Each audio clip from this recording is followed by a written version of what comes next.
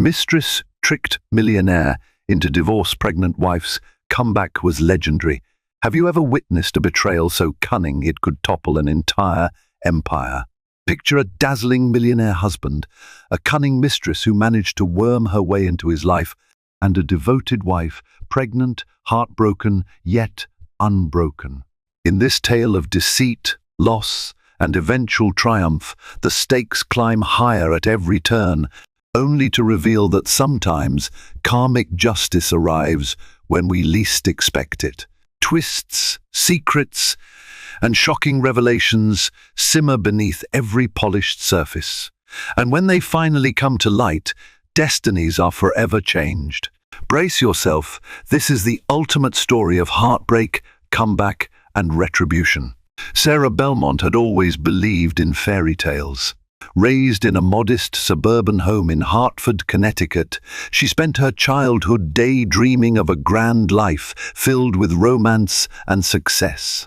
Her parents, who juggled multiple jobs, instilled in her the values of hard work, humility, and respect. By the time Sarah turned 21, she had already put herself through a local college and earned a reputation for fierce determination and genuine kindness. When she landed a job at a startup event in New York City, she had no idea it would be the doorway into a world she'd only glimpsed through glossy magazines.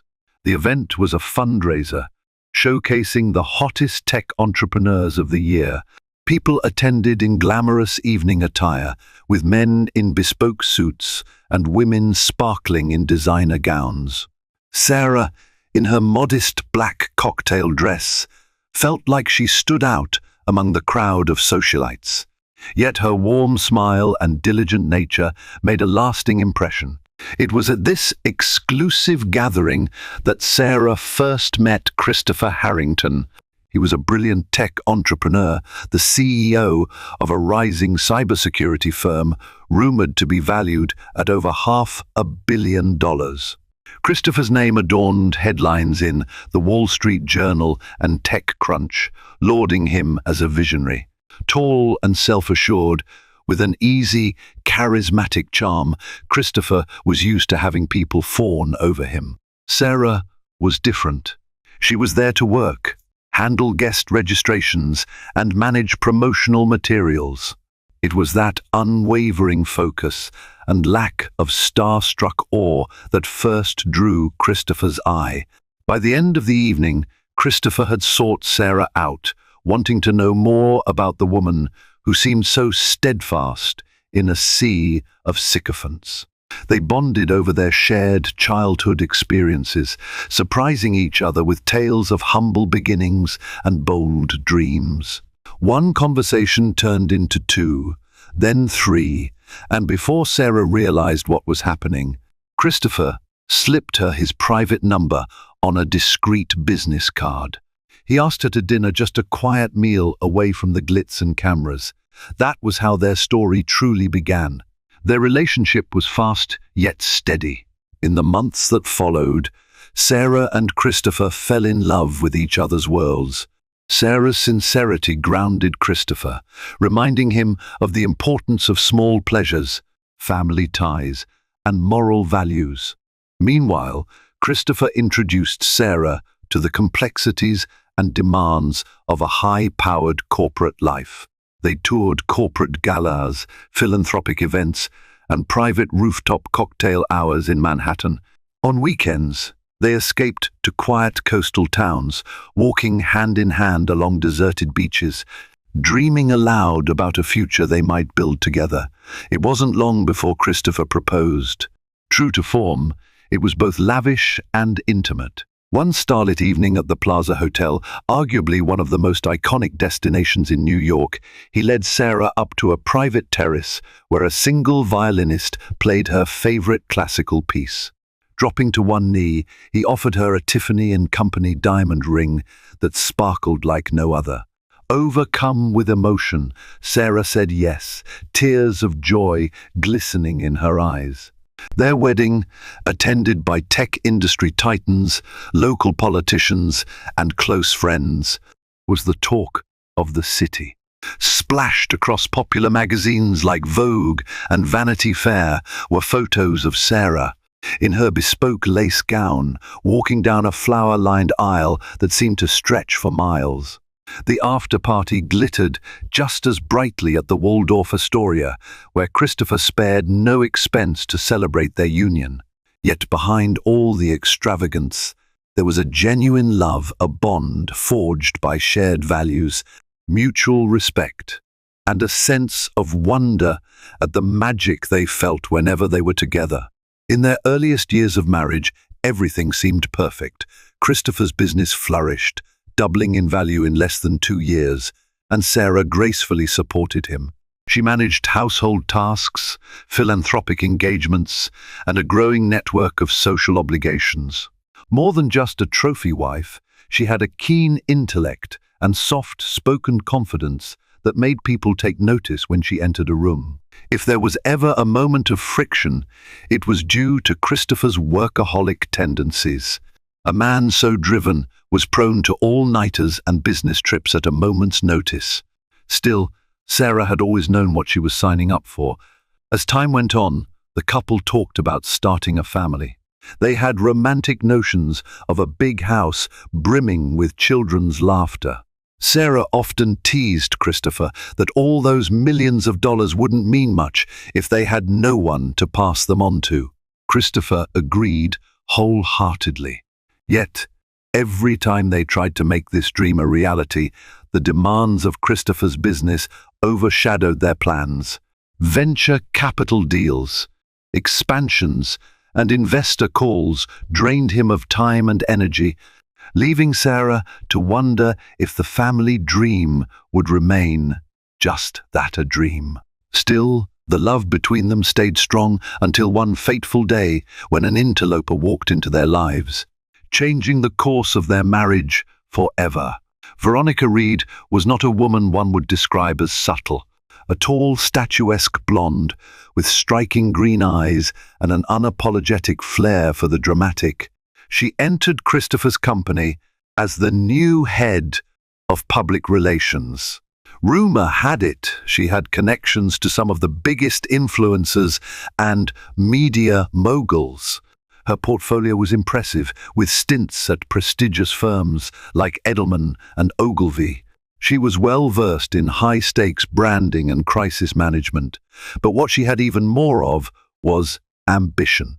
Within days of her arrival, Veronica made her presence felt. She had a knack for commanding attention at corporate lunches, effortlessly weaving conversations toward topics that showcased her talents and achievements. Men in the company's boardroom were particularly enthralled, often going out of their way to assist her on projects or offer compliments. Most of these men just found her alluring, but what Veronica truly had set her sights on was Christopher Harrington himself. Although Sarah rarely concerned herself with Christopher's office politics, she had her own philanthropic committees and personal pursuits. She noticed subtle changes in her husband's demeanor. Late nights at work became more frequent and were often explained away by a new PR campaign or the necessity of last-minute strategy sessions. Glimpses of Veronica's name began showing up in Christopher's phone logs and emails. And one evening, at a corporate gala, Sarah saw Veronica talking to Christopher with an intensity and familiarity that went beyond professional courtesy. Sarah's intuition pinged. She recalled how Christopher had always been open about his business dealings and how, despite being busy, he'd make time to reassure her. Now, however, he seemed distant. When she gently probed him, he brushed it off. He was just tired, the company was expanding, or he'd been up late, finalizing a deal. Sarah wanted to believe him, yet something inside her warned that there was more to the story. So she attempted to place trust above suspicion. She reminded herself that Christopher was a devoted husband, but the seeds of doubt had taken root.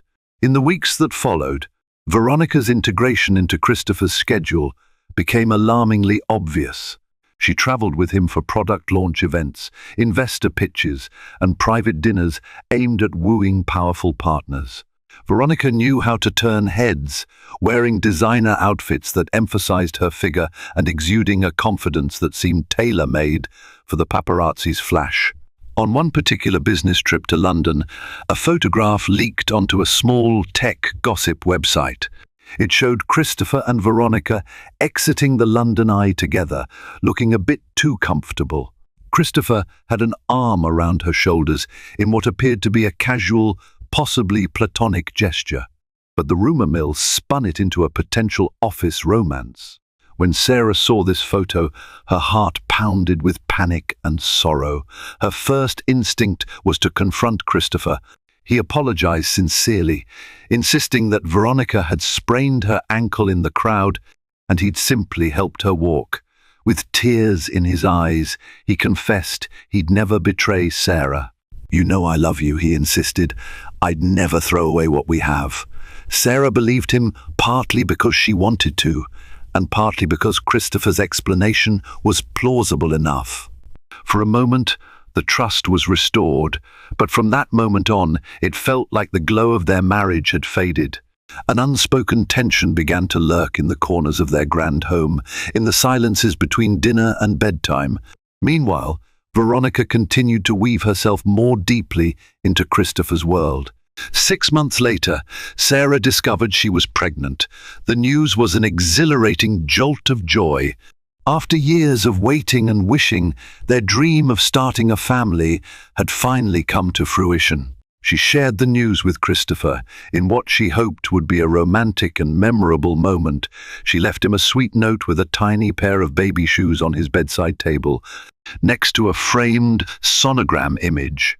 She anticipated tears of happiness, warm embraces, and immediate talk of baby names.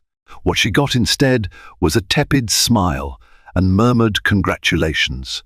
Christopher seemed distracted, as if his mind was miles away. He claimed the stress of a pending acquisition weighed heavily on him. Sarah tried to be understanding. After all, she knew how important these deals could be. Yet, she couldn't shake the gut feeling that something else was occupying his mind. And she was right. Late one evening, Christopher stumbled into their home office, exhausted. He collapsed onto the sofa, looking more defeated than Sarah had ever seen him. Sensing his vulnerability, she tried to comfort him, rubbing his back, asking him what was wrong, and reminding him that he wasn't alone. Christopher responded with incoherent mumbling, speaking in circles about business fears, personal regrets, and how complicated things had become. Pieces of his confession tumbled out in fragments. Sarah's heart pounded with dread. It was as though Christopher teetered on the edge of revealing a massive secret. That night, while Christopher slept off his exhaustion, Sarah's worry intensified. After spending countless nights feeling uneasy, she decided to do something she had never done before. She looked at Christopher's phone. His phone, typically under lock and key with biometric security, had been left unlocked in his pocket. The knot in Sarah's stomach tightened as she read conversation after conversation with Veronica. The texts were devastating. Veronica had been feeding Christopher a carefully crafted narrative, one that painted Sarah as a nagging, unsupportive spouse. Veronica positioned herself as the devoted confidant who genuinely understood him. There were admissions of secret meetings, emotional exchanges, and allusions to intimacy. Veronica had enticed him away from his wife in small, deliberate steps, convincing him that Sarah, with her so-called provincial mindset, was not the right fit for a man as powerful and influential as Christopher Harrington. Sarah's hands shook. Tears blurred her vision. The final betrayal, the one that felt like a direct stab to her heart, was a text thread where Christopher wrote, "I've thought about leaving her, but it's not that simple." Veronica responded, "It's simple. You deserve better, and I am better. I'll help you navigate everything." Sarah sank to the floor, phone in hand, sobbing in silence. She felt raw and betrayed, her worst fears validated. Her entire life, her marriage, her pregnancy, the trust she'd placed in Christopher felt like a castle built on quicksand. The next morning, she confronted Christopher. He denied everything at first, but when she showed him the texts, he crumbled. He begged for forgiveness, insisting that it was only an emotional affair, that he'd never physically cheated on her. But the texts suggested otherwise, telling a far more incriminating story than Christopher's shaky words. Heartbreak made Sarah question whether she really wanted to fight for this marriage. The baby in her womb, a product of their once great love, complicated her decision immeasurably. Confronted by Sarah's heartbreak and the guilt of betrayal, Christopher wavered between remorse and fear. While he claimed to want to repair his marriage, Veronica's hold on him seemed ironclad. She'd cleverly tied herself not just to Christopher's emotions, but to his business. Having expertly maneuvered new media deals and orchestrated high-impact PR campaigns, Veronica had become indispensable to the public face of his company. Investors admired her flair for spin, the brand loved her captivating presence, and Christopher found himself reliant on her professional counsel as much as he was ensnared by her personal allure. Over time, the company's financial success grew even more. The cybersecurity firm scored major partnerships with Fortune 500 companies, thrusting Christopher further into the limelight. With more attention came more demands, and ironically, more control for Veronica, who managed the narratives that shaped public perception. She positioned Christopher as a household name, America's tech darling with a philanthropic heart, while quietly painting Sarah as an inconsequential background figure in his life. Veronica was patient, biding her time, pushing Christopher's resolve to the edge.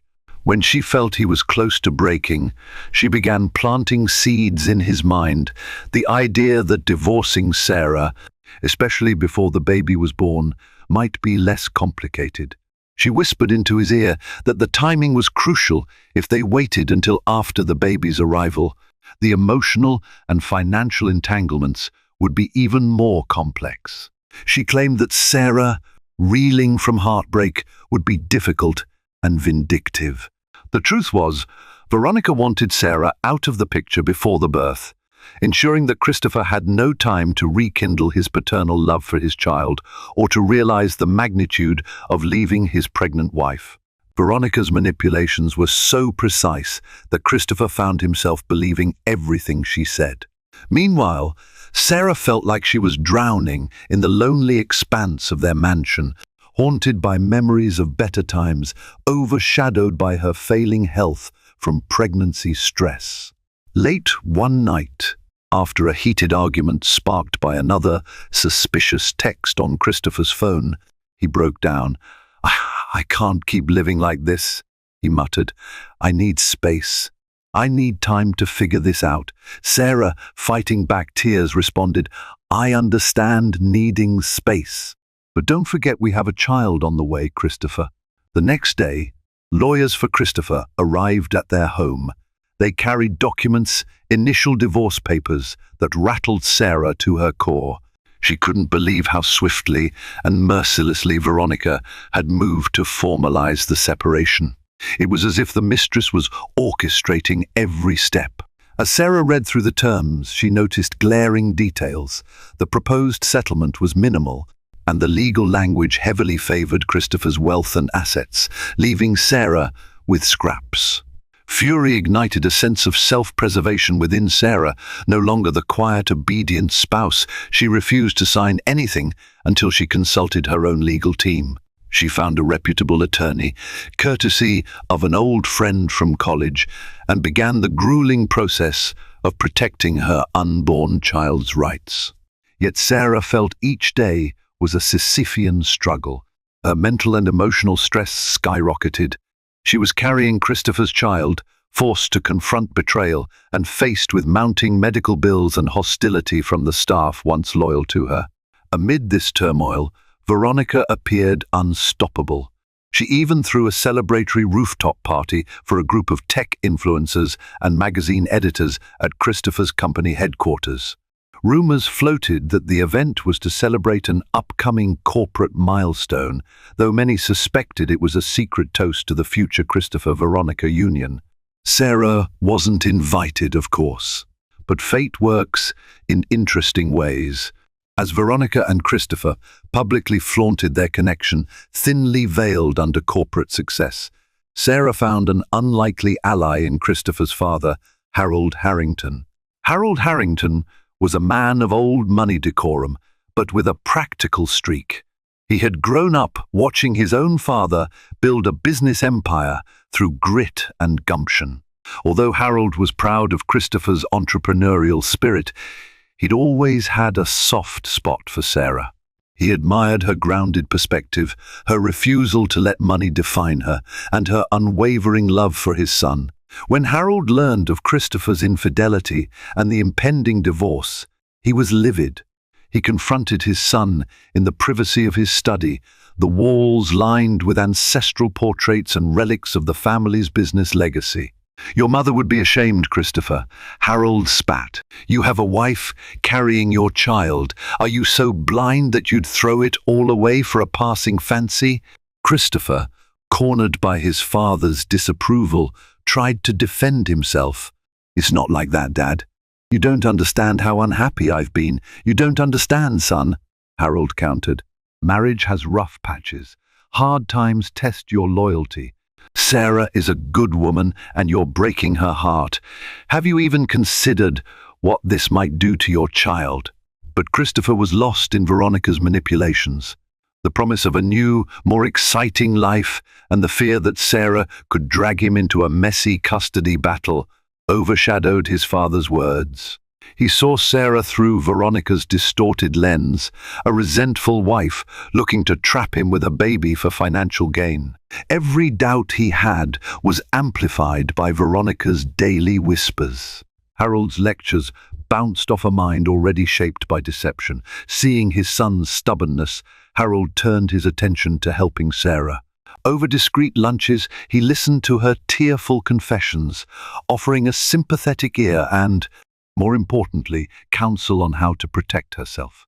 He introduced her to a top-notch legal team, specialists in high-net-worth divorces.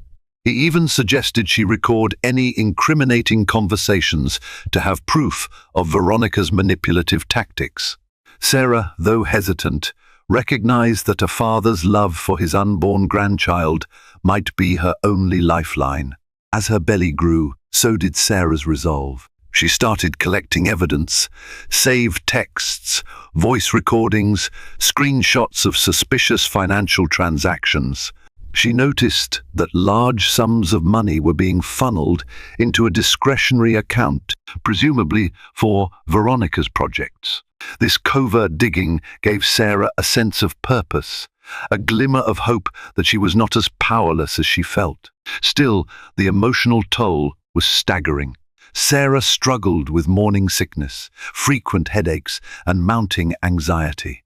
Nights were sleepless, haunted by visions of a future where her child might grow up without a father's presence. The staff at home sensed the tension, some of them quietly drifting to Veronica's side, no doubt hoping to secure favor in the likely event that she became the new Miss S. Harrington. Through it all, Sarah clung to the bond she had formed with Harold, who became a surrogate parent, advisor, and friend. He reminded her that Christopher's mother had once faced an onslaught of corporate scandal that nearly destroyed the family name, but she had handled it with grace and resilience. Sarah found inspiration in these stories. She realized that if she folded under pressure, she'd lose everything: her dignity, her child's future, and the legacy she and Christopher had once dreamed of building. Veronica, reveling in her newfound influence, began pushing Christopher toward finalizing the divorce. She filled his ear with worst-case scenarios, lying that Sarah's lawyers were preparing a vicious lawsuit to claim half of his company shares. She faked tears, blaming Sarah for her sleepless nights and fear of public scandal. To preserve the business, Christopher felt he had no choice but to expedite the legal process. In a moment of weakness, or perhaps genuine conflict, Christopher approached Sarah in what was once their shared bedroom. She was resting on the bed, her belly visibly carrying a child that was half his. He felt a strange pang of guilt, seeing how exhausted she looked, her eyes rimmed with sadness, her once vibrant smile reduced to a weary curve. "Sarah," he began, voice trembling, I need you to sign the papers. This can't go on." Sarah, cradling her belly, mustered a quiet strength. "Christopher," she whispered, "we created a life together. I'm still your wife. We have a child coming. Are you really willing to lose both of us?" He looked away. "I feel stuck," he admitted. "Veronica says the stress you're causing is harming the company. She thinks you'll try to take everything." Her eyes flared with disbelief. "Has it crossed your mind that Veronica might have ulterior motives? What if she's feeding you lies to get rid of me?" He threw up his hands, frustration overshadowing guilt. "I don't know what to think anymore. Just sign the papers, Sarah. You'll be taken care of. You can't deny that it's over." Sarah's heartbreak coalesced into resolve. She stared at the man she once believed was the love of her life, unable to recognize him. "I won't sign until my lawyer has reviewed every clause. If you truly care about me, or at least about our child, you'll ensure the terms are fair." Christopher handed her the documents, then left. Outside the door, he leaned against the wall, feeling an unfamiliar ache in his chest. For a moment, doubt flickered. Were Veronica's allegations about Sarah entirely truthful? Or had he let ambition and lust cloud his judgment? Veronica kept piling on the pressure. She sensed Christopher's wavering and doubled down on her psychological warfare. She flaunted receipts for baby clothes purchased under her name, ironically suggesting she was more prepared for fatherhood than Sarah. She whispered about how a custody dispute could ruin the brand's public image. She reminded Christopher that time was running out, that Sarah's pregnancy was nearing a point where any conflict could be used to manipulate him emotionally. Yet as Veronica pressed harder, cracks began to show in her carefully constructed facade. Her brazen style rubbed some of the board members the wrong way. Harriet Chan, the CFO of Christopher's company, found discrepancies in the PR budget that pointed toward lavish personal expenses. Rumors flitted that Veronica had used corporate funds to pay for a series of consultations with brand influencers who never existed. One of Harriet's staffers confided in Sarah, off the record, that Veronica was rumored to have orchestrated a similar scandal in her previous role at a PR agency, carefully covering her tracks. Sensing an opportunity to reveal Veronica's true nature, Sarah passed this information to her lawyers. Together, they began building a case to expose Veronica as a manipulative grifter.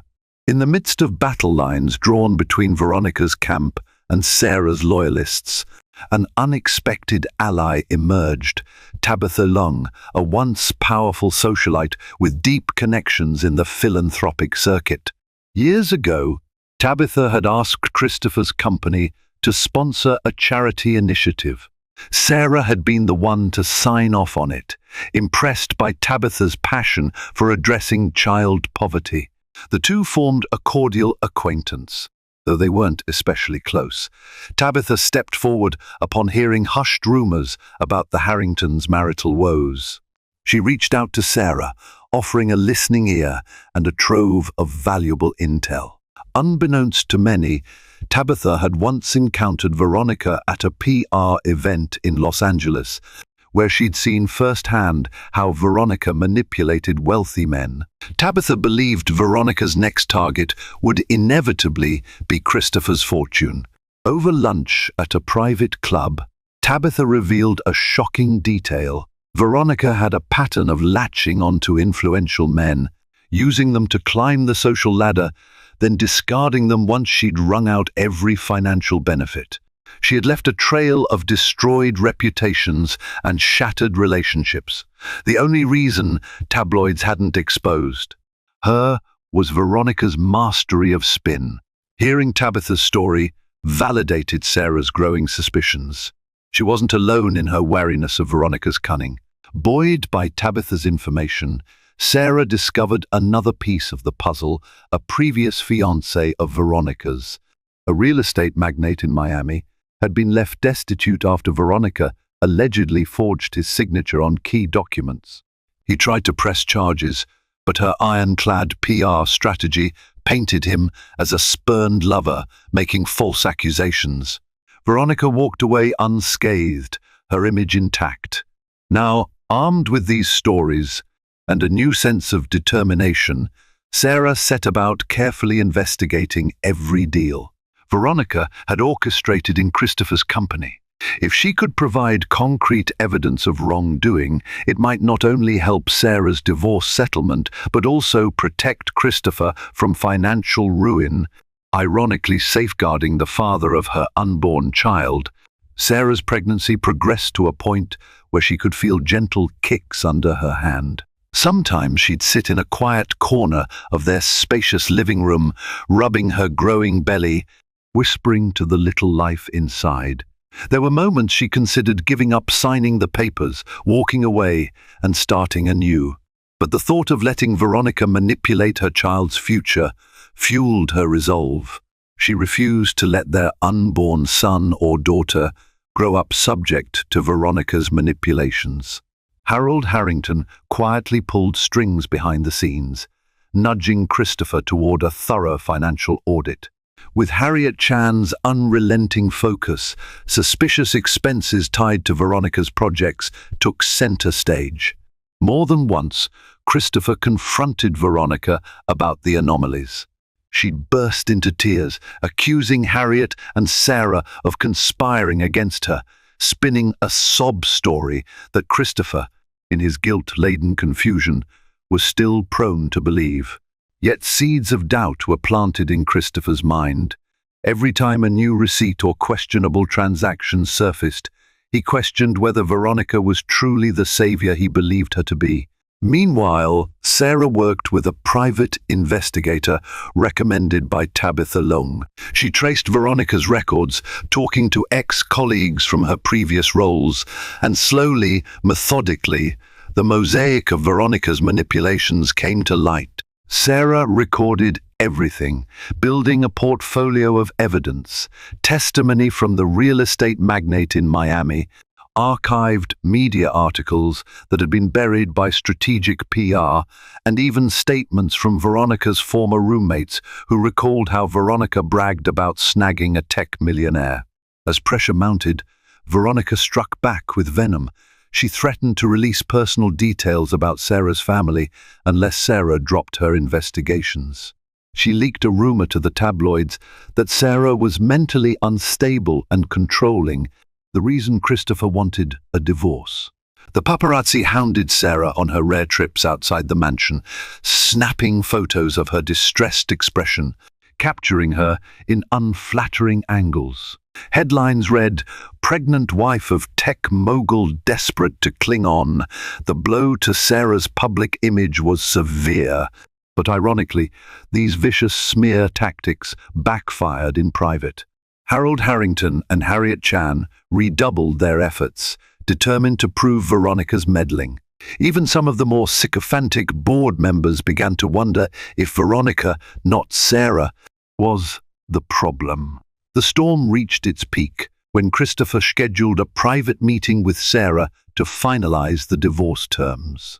He insisted Veronica wouldn't attend, framing it as a last-ditch effort to settle amicably. Sarah arrived at the sleek downtown law office in a simple maternity dress, a stark contrast to the polished, glass-walled surroundings. She felt the baby flutter with anxious energy. Inside the conference room, Christopher looked troubled, dark circles under his eyes, jaw clenched. He handed Sarah the newest version of the settlement. To her astonishment, it was even more skewed against her than before. He insisted that time was running out, that it was in her best interest to accept a lump sum now and walk away, rather than risk a messy court battle. Sarah calmly lifted her eyes to meet Christopher's gaze. "I thought we were here to negotiate fairly," she said. "Why would you push me into such a terrible deal? I'm carrying your child, Christopher." He looked torn, as though he was wrestling with an invisible demon. I'm sorry, Sarah. Veronica says the board is worried about scandal. She convinced them we need a quick, clean break. At the mention of Veronica's name, Sarah felt her anger rise. Without missing a beat, she pulled out a neat folder from her bag, laying it on the table. "Before you force me to make any decision, read this."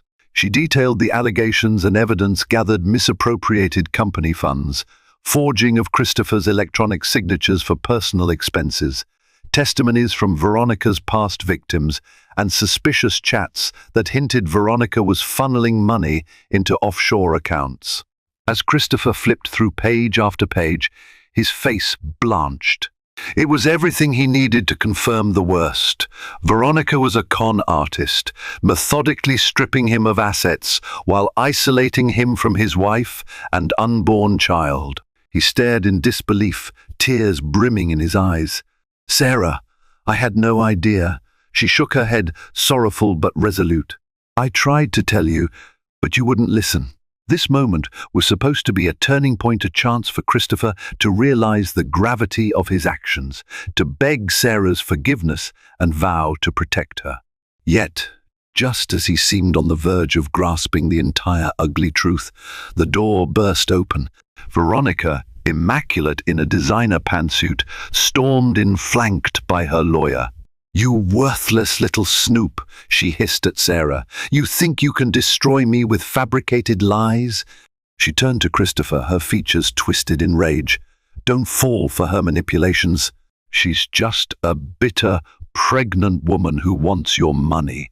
Christopher hesitated, torn between the documentary evidence in his hands and the mesmerizing sway of Veronica's aggression. With shocking resolve, Veronica tore the documents from Christopher's grip and flung them across the room, sending sheets fluttering to the ground. She advanced on Sarah, jabbing a manicured nail in her face. "Sign the divorce papers or I'll make your life a living hell," she spat. "You'll never see a penny, and I'll make sure your child grows up despising you." That was the moment Christopher snapped out of his stupor. He grabbed Veronica's wrist. "Enough," he roared, the boardroom echoing with his fury. "This ends now." Veronica recoiled, shock dawning on her face as she realized her holdover. Christopher had cracked wide open. In the aftermath of that confrontation, Christopher finally acknowledged how deeply he'd fallen into Veronica's snare. Stunned and remorseful, he turned to Sarah, who held her head high despite the exhaustion that radiated from her. For days, Christopher remained out of public view, grappling with the ugliness he'd allowed to fester in his life. All the while, Sarah quietly prepared for a legal showdown. She had no intention of letting Veronica escape the consequences of her manipulations. Harold Harrington and Harriet Chan sprang into action, launching a comprehensive internal audit of Christopher's company. They uncovered damning evidence of Veronica's malfeasance, shell companies, falsified PR invoices, and unscrupulous marketing partnerships that funneled money directly into Veronica's personal accounts. With a unified front, they involved law enforcement, painting a clear picture of fraud. When confronted with the mounting legal threat, Veronica didn't go quietly. She tried playing the victim, showing up at Christopher's home in tears, begging him to reconsider. She insisted that Sarah had fabricated every charge, that it was all a ploy to ruin Christopher's new beginning. But the damning financial records spoke louder than any tears she could shed. Realizing she was cornered, Veronica disappeared, leaving behind only fleeting glimpses in paparazzi snapshots as she hurried from one safe house to another. For Sarah, this was validation, but her focus soon turned inward. The stress of the ordeal took a toll on her pregnancy. She suffered complications that landed her in the hospital on several occasions, each time reminded that she needed rest and emotional stability for the sake of her unborn child. Christopher, overwhelmed with guilt, visited her daily, offering apologies she wasn't ready to accept. He swore he would do right by her and the baby. "I'll wait for as long as it takes," he told her, tears in his eyes, "just to earn a small piece of your forgiveness." Sarah wasn't entirely certain she could ever trust him again, yet the child inside her had a right to both parents.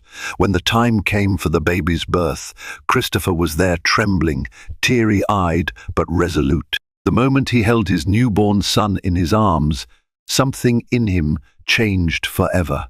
He named the child Gabriel, an homage to the idea of an angel bringing them back from the brink of disaster. In that hospital room, lines of tension softened. Sarah, cradling Gabriel, saw a flicker of the man she'd married, a man who once put love before ambition. She allowed him to hold her hand, an unspoken truce forming in the hush of new life. In the weeks following Gabriel's birth, Christopher, at Harold's insistence, stepped back from day-to-day operations of the cybersecurity firm. He also filed criminal charges against Veronica, joined by other companies she had defrauded in her career. The industry press covered every twist of the scandal, from Veronica's disappearance to Christopher's admission that he was blinded by lust and manipulated by a woman who nearly destroyed his marriage and company. Amid the swirling chaos, Sarah found strength in motherhood. The single-minded focus required to care for a newborn overshadowed the bitterness that once consumed her. Late-night feedings, diaper changes, and lullabies filled her days with a purposeful rhythm. She began to see glimpses of hope for a stable future, albeit one she might have to build alone. Yet Christopher was unwavering in his pursuit of reconciliation. He accompanied Sarah to every doctor's appointment for postpartum checkups. He arranged for in-home nurses to assist her when he noticed she was overly tired. At first, Sarah resisted, unsure if these gestures were genuine or driven by guilt. Over time, she sensed Christopher's remorse was real. He was prepared to do anything to mend the damage he'd done. He attended therapy, both individual and marital, to address his susceptibility to manipulation and the emotional void that had left him vulnerable to Veronica's influence. Harold, relieved that his son had finally woken up, offered Sarah a position on the board of the Harrington Family Foundation, a charitable organization dedicated to educational programs. Sarah initially hesitated, worried the position was a mere consolation prize.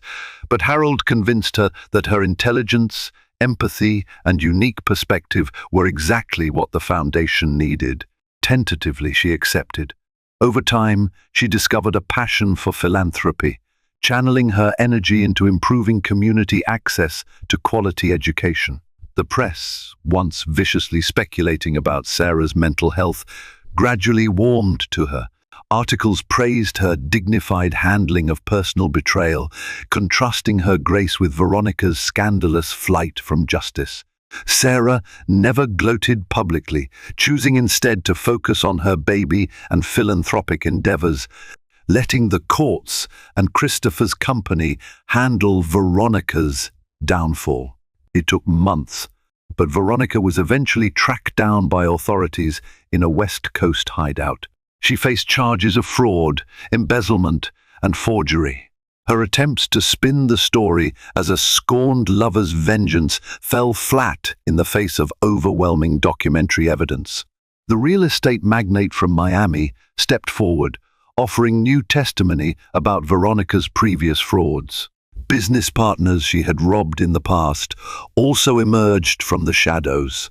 The legal net tightened around her until there was no escape. By the time Veronica went to trial, the public viewed her as a cunning manipulator who preyed on wealthy men for sport. Her once glamorous social media accounts, filled with pictures of luxury vacations and exclusive events, lay dormant. She lost her high-profile attorney when it became clear she couldn't pay the legal fees. In the end, the court found her guilty on multiple counts. handing down a prison sentence that left her once bright future in shambles. For Christopher, watching Veronica face her reckoning was bittersweet. He'd nearly thrown away his marriage and family under her spell. The guilt gnawed at him, but seeing justice served offered some solace. He vowed never again to let ambition overshadow loyalty and family. For Sarah, the karmic payback was a reminder that even in the darkest times, truth and integrity prevail. She felt neither joy nor sorrow at Veronica's fate, only a profound sense of relief that the woman who nearly destroyed her life was finally held accountable. With Veronica's trial concluded and a measure of peace restored, Sarah found herself at a crossroads. She had to decide whether to finalize the divorce or give Christopher a chance to rebuild what they once had. The decision weighed heavily on her heart. She remembered the nights of betrayal, the avalanche of pain, and the fragile trust that might never fully mend. Yet she also saw a man who had dramatically changed, humbling himself before her, learning from his mistakes, and devoting himself to fatherhood. Whenever Sarah saw Christopher holding Gabriel with awe in his eyes, she glimpsed a spark of the kind, loving man she married. Counseled by Harold and their therapists, they entered into a trial period of living apart, though they spent every afternoon together with the baby. Over time, Christopher earned small tokens of Sarah's trust, taking on night feedings, ensuring she had time for her philanthropic projects, and making sure the lines of communication stayed open. Months passed in a tentative dance of forgiveness. Christopher offered a formal apology to Sarah's parents, who had disowned him after the affair. Tears of regret and acceptance flowed. The Belmonts recognized the effort Christopher was making to be a better man and father. Slowly, a sense of family unity started to re-emerge, though it was fragile and required constant nurture. As their son approached his first birthday, Christopher made an earnest appeal. With the help of Harold, he organized an intimate gathering at the Harrington estate. Friends, family, and a handful of board members were invited. The event was less about opulence and more about gratitude and renewal. In a poignant moment, Christopher addressed the group, publicly acknowledging his failings and thanking Sarah for her resilience and grace. After blowing out the single candle on Gabriel's birthday cake, Christopher turned to Sarah, kneeling in front of her. Holding her hand tightly, his voice trembled with humility. "I know I don't deserve a second chance, but if you'll allow me, I want to spend the rest of my life showing you how deeply sorry I am. You and Gabriel mean everything to me." Tears welled in Sarah's eyes. The memory of heartbreak still ached, but love, once lost, had a way of re-emerging under the right circumstances. She nodded, voice trembling. "Yes, Christopher. Let's try." Together, in the months that followed, Sarah and Christopher began the slow process of truly rebuilding their marriage. They attended couples therapy, confronted old wounds, and set boundaries. Christopher learned to share more of his emotions, to value Sarah's opinions in both personal and business matters. Sarah, for her part, learned to voice her needs instead of burying her discomfort for the sake of harmony. Harold retired from active board duty, leaving Christopher in sole control of the company once more. But Christopher no longer saw it as his personal fiefdom. He cultivated a culture of transparency and accountability within the organization, ensuring no one could ever replicate Veronica's manipulative infiltration. He championed Harriet Chan, promoting her to coup and ensuring she had a strong compliance team to oversee the company's financial integrity. Sarah's philanthropic work flourished. She became the face of the Harrington Family Foundation, partnering with schools in underprivileged areas to create technology programs that bridged the digital divide. She spoke passionately at conferences, rallied donors, and spearheaded literacy campaigns. Newspapers and online publications no longer saw her as a scorned wife, but as a beacon of resilience and social impact. Their home, once tainted by distrust, was remodeled to reflect a fresh start. They created a sunny nursery for Gabriel, filled with books, toys, and soft pastel walls. Family photos, old and new, adorned the hallways, each capturing moments of laughter and warmth. The staff, many of whom had once wavered in loyalty, found new respect for Sarah after witnessing her grace under fire. A sense of unity settled over the estate, as though an invisible storm had finally passed. In their private moments, when Gabriel was asleep and the house quiet, Christopher and Sarah would talk about the future, about possibly having more children, about traveling the world together as a family, about building a legacy of kindness and integrity. Their love, tested in the most brutal way, took on a new dimension. It wasn't the naive, starry-eyed romance of their early days. Rather, it was a love tempered by hardship, matured by a near tragedy, and strengthened by a common resolve to protect each other and their son. As the seasons turned, Christopher's net worth continued to climb, but wealth no longer defined him in the same way. He poured energy into philanthropic ventures with Sarah, ensuring every success they achieved in business contributed to a cause that uplifted communities. Gabriel grew up surrounded by books, diverse mentors, and a loving family. He'd never recall the dark chapter that preceded his birth, only the warmth and dedication of two parents who, despite their flaws, chose unity over separation. Veronica's downfall remained a cautionary tale in high society circles. Some whispered about a prison tell all she was allegedly writing, while others recalled how her once dazzling social media presence vanished into oblivion. Karma had delivered its blow decisively, stripping her of her illicit gains and severing her from the glamorous life she once coveted. As for Sarah, she never forgot the pain she endured. But she also recognized how that pain had forged her into a stronger, more empathetic individual. Her story became an inspiration to others facing betrayal and adversity. Whenever she encountered women in desperate circumstances, she extended a helping hand, remembering the moment Harold had done the same for her. Over the years, she found it in her heart to truly forgive Christopher, acknowledging that people can lose their way, but they can also find redemption if they're willing to fight for it. Indeed, the name Sarah Harrington became synonymous with resilience.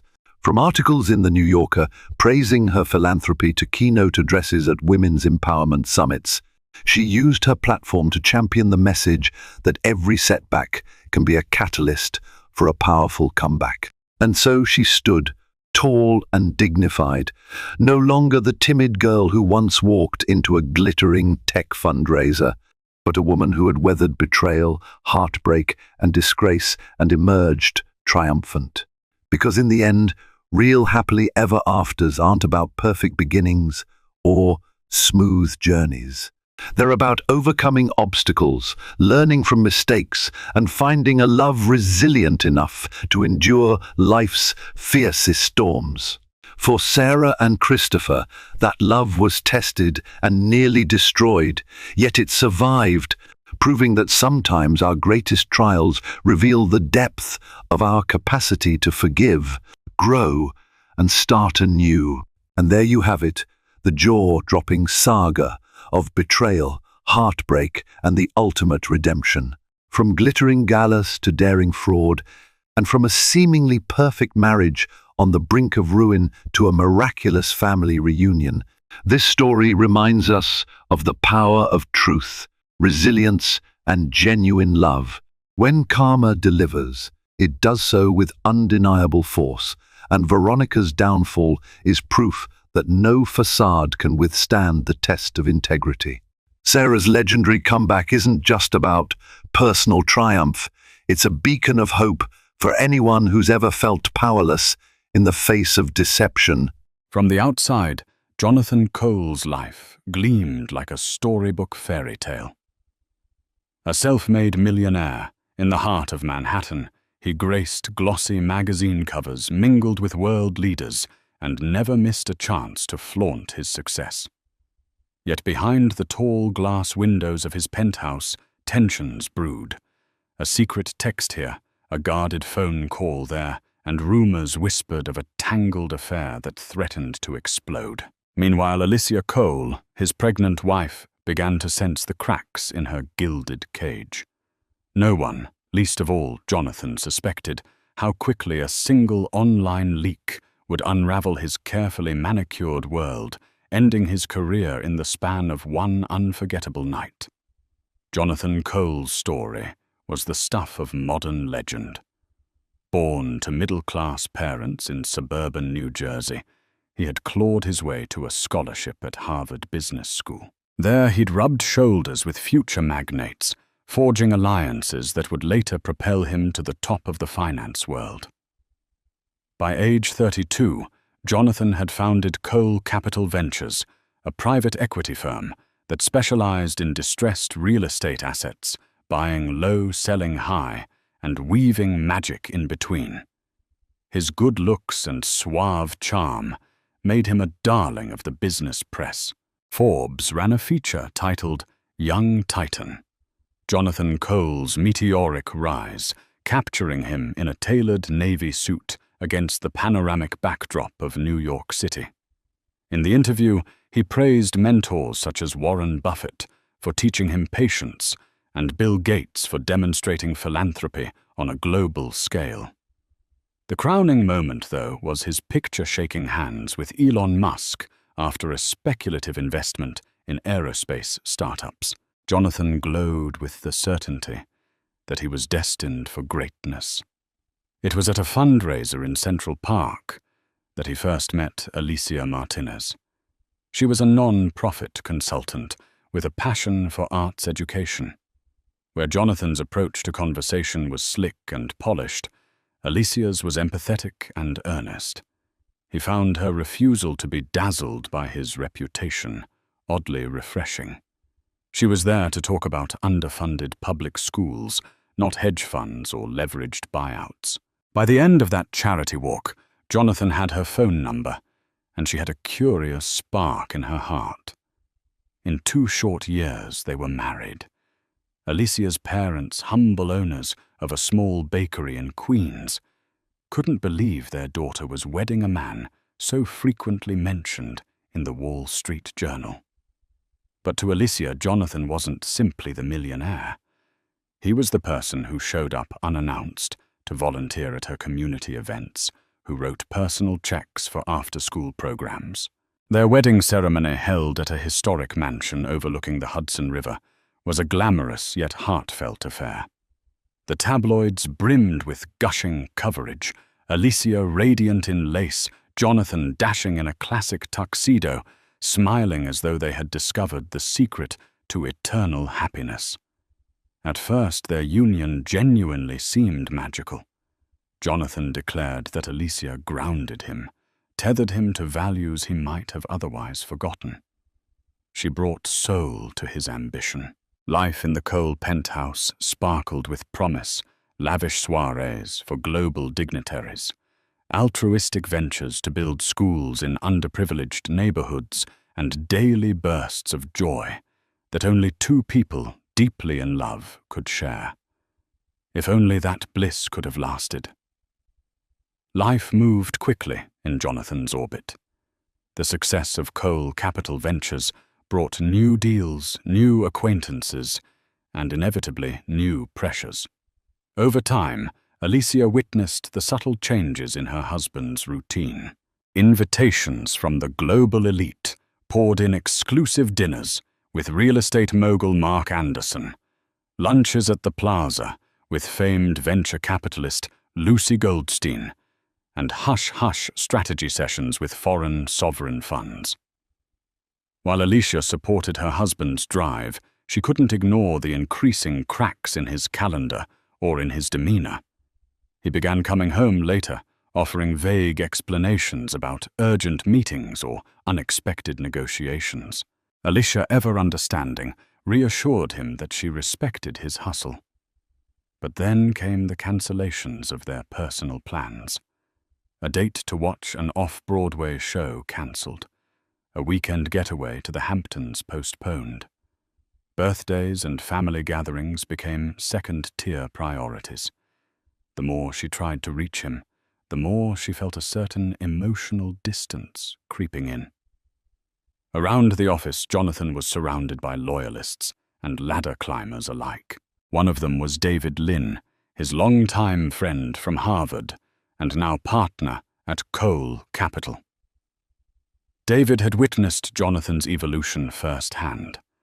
He noticed subtle changes too: Jonathan's sharper edge during conference calls, the tension behind his charismatic smile during business pitches.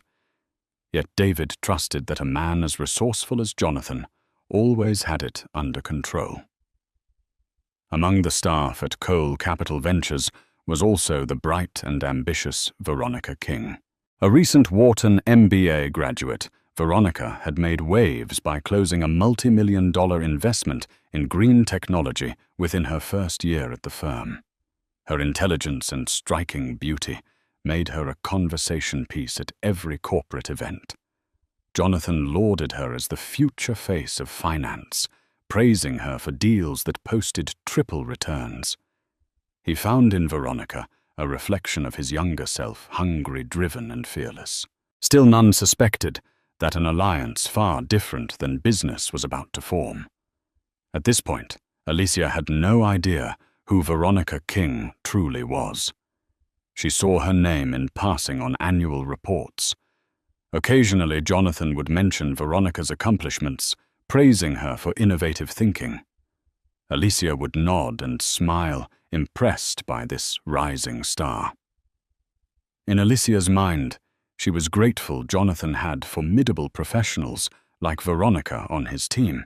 She never once suspected that the very power he admired in his protégé might be forging a dangerous temptation beneath their polished corporate veneer. As Alicia's pregnancy crept into her second trimester, she began noticing odd details. The first warning sign was a perfume scent she didn't recognize lingering on Jonathan's coat. She asked him about it casually, and he brushed it off, probably from a handshake at some networking event. Another red flag was how he protected his phone like a prized artifact, always face down, always locked with a new passcode. Late at night, she'd hear the faint buzz of messages, see the subtle glow of his screen as he typed back in the dark. Each time, she tried to rationalize away her concerns. This was the man she loved, who donated millions to build libraries in underserved communities, who cried at the birth announcement, who once surprised her on a random Tuesday with her favorite pastries from her parents' bakery. Infidelity seemed unimaginable. Yet Alicia's heart churned with a subtle, gnawing dread. Life in the Cole penthouse had become increasingly solitary. Although Jonathan had promised to limit business travel during her pregnancy, his schedule remained as frenetic as ever. Singapore, Dubai, Paris. He was always on the go, chasing new mergers or expansions. He rarely spent more than a couple of nights at home. When he did, he was restless, glued to emails or brainstorming calls. Alicia began to feel that the only presence she could truly count on was the baby she carried. Friends from Alicia's old neighborhood in Queens reached out with concern. They missed her visits the way she used to pop in for coffee and conversation. He's just going through a busy phase, she'd reassure them. In a way, Alicia was trying to reassure herself too. Still, doubt grew every time she caught sight of that mysterious perfume, or saw a new bruise-like shadow under her husband's eyes from sleepless nights. Then Alicia found something chilling, a hotel receipt tucked in Jonathan's suitcase from a high-end resort in Turks and Caicos. The date overlapped with a weekend he'd told her he was in Boston, closing a deal. She tried to confront him, but lost her nerve. Could she have misunderstood? Was it a courtesy booking for a client or staff? Her mind ran in circles, seeking a plausible explanation. Little did she know the truth was far more insidious. Veronica King was not the sort of woman who blended into the background. With ebony hair styled in a sleek bob, she carried herself with confident ease. By day, she dazzled boardrooms with crisp financial analyses, commanding respect from colleagues twice her age. By night, she appeared in social columns alongside Manhattan's elite, her emerald dress shimmering under paparazzi flashes. She was rumored to have grown up in modest circumstances, determined to break ceilings, no matter the cost. One evening, Alicia found herself accompanying Jonathan to a charity gala, hosted by the Metropolitan Museum of Art. Proceeds would benefit underfunded art programs in public schools, an event that aligned perfectly with Alicia's passion. Upon arriving, Alicia felt the old sparkle of excitement hobnobbing with notable figures like gallery owners, educators, and philanthropic entrepreneurs. A group of Jonathan's colleagues from Cole Capital Ventures greeted them, among whom was Veronica. This was their first real introduction. "Ah, the legend herself," Veronica said, with a radiant smile, extending her hand to Alicia. "Jonathan speaks so highly of you, and all the wonderful work you do with school kids."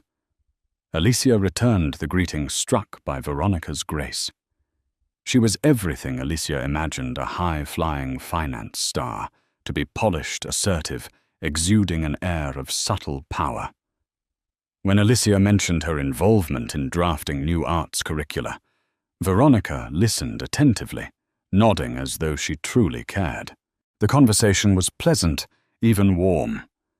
Yet Alicia caught a flicker of something unspoken between Veronica and Jonathan, a shared glance that felt too intimate, too layered with private meaning. Throughout the gala, Alicia couldn't shake the sense that eyes were on them, as if the rest of the guests sensed an undercurrent.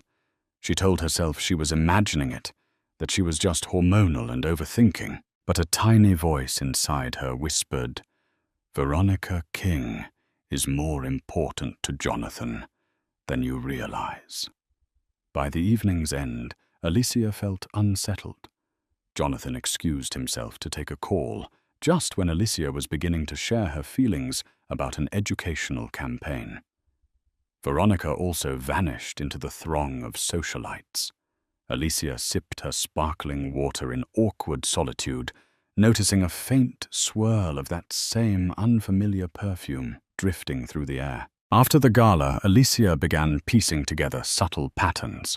Jonathan had singled Veronica out in so many conversations, praising her as a strategic genius, marveling at her ability to close deals in weeks that took others months. In the past, Alicia had been proud whenever Jonathan mentored bright up-and-comers. Yet with Veronica, the tone of his praise sounded tinged with personal adoration. One morning, Alicia found herself with a free schedule and decided to surprise Jonathan at his office with homemade pastries, his favorite almond croissants from her parents' bakery. It was a gesture she used to do often, back when everything felt normal. Arriving unannounced, Alicia was greeted by the wide-eyed receptionist, who stumbled through a hello, as though not entirely sure how to handle her presence. She brushed it off and headed down the glass-walled corridor to Jonathan's corner office. Outside his door, Alicia froze. Through the partial opening, she heard lowered voices. Jonathan and Veronica seemed to be in the middle of a heated discussion, but not in an angry sense, more like an emotionally charged conversation. Alicia didn't want to eavesdrop, yet she couldn't will herself to move. Then she clearly heard Veronica say, "We'll figure this out, Jonathan. I'm not giving up on you." A brief silence followed, and then Jonathan's voice, softer. "I know. Just not here." Alicia's heart hammered in her chest. She quickly retraced her steps and waited by the reception area, forcing a casual expression when Veronica exited the office moments later. Veronica paused in surprise upon seeing Alicia with the pastry box. "Oh, hi. I didn't know you'd be stopping by." Her voice carried an undercurrent of tension, though her face remained impeccably calm. Alicia's fingers clenched around the box as she managed a tight smile. Their brief exchange ended with Veronica slipping away in a swirl of designer perfume. Alicia approached Jonathan's office next. He greeted her with mild surprise and a forced grin. "Almond croissants, wow," he said, accepting the box. His eyes flicked to the door as if confirming Veronica was gone. Alicia asked if he was all right, and Jonathan dismissed it as office stress.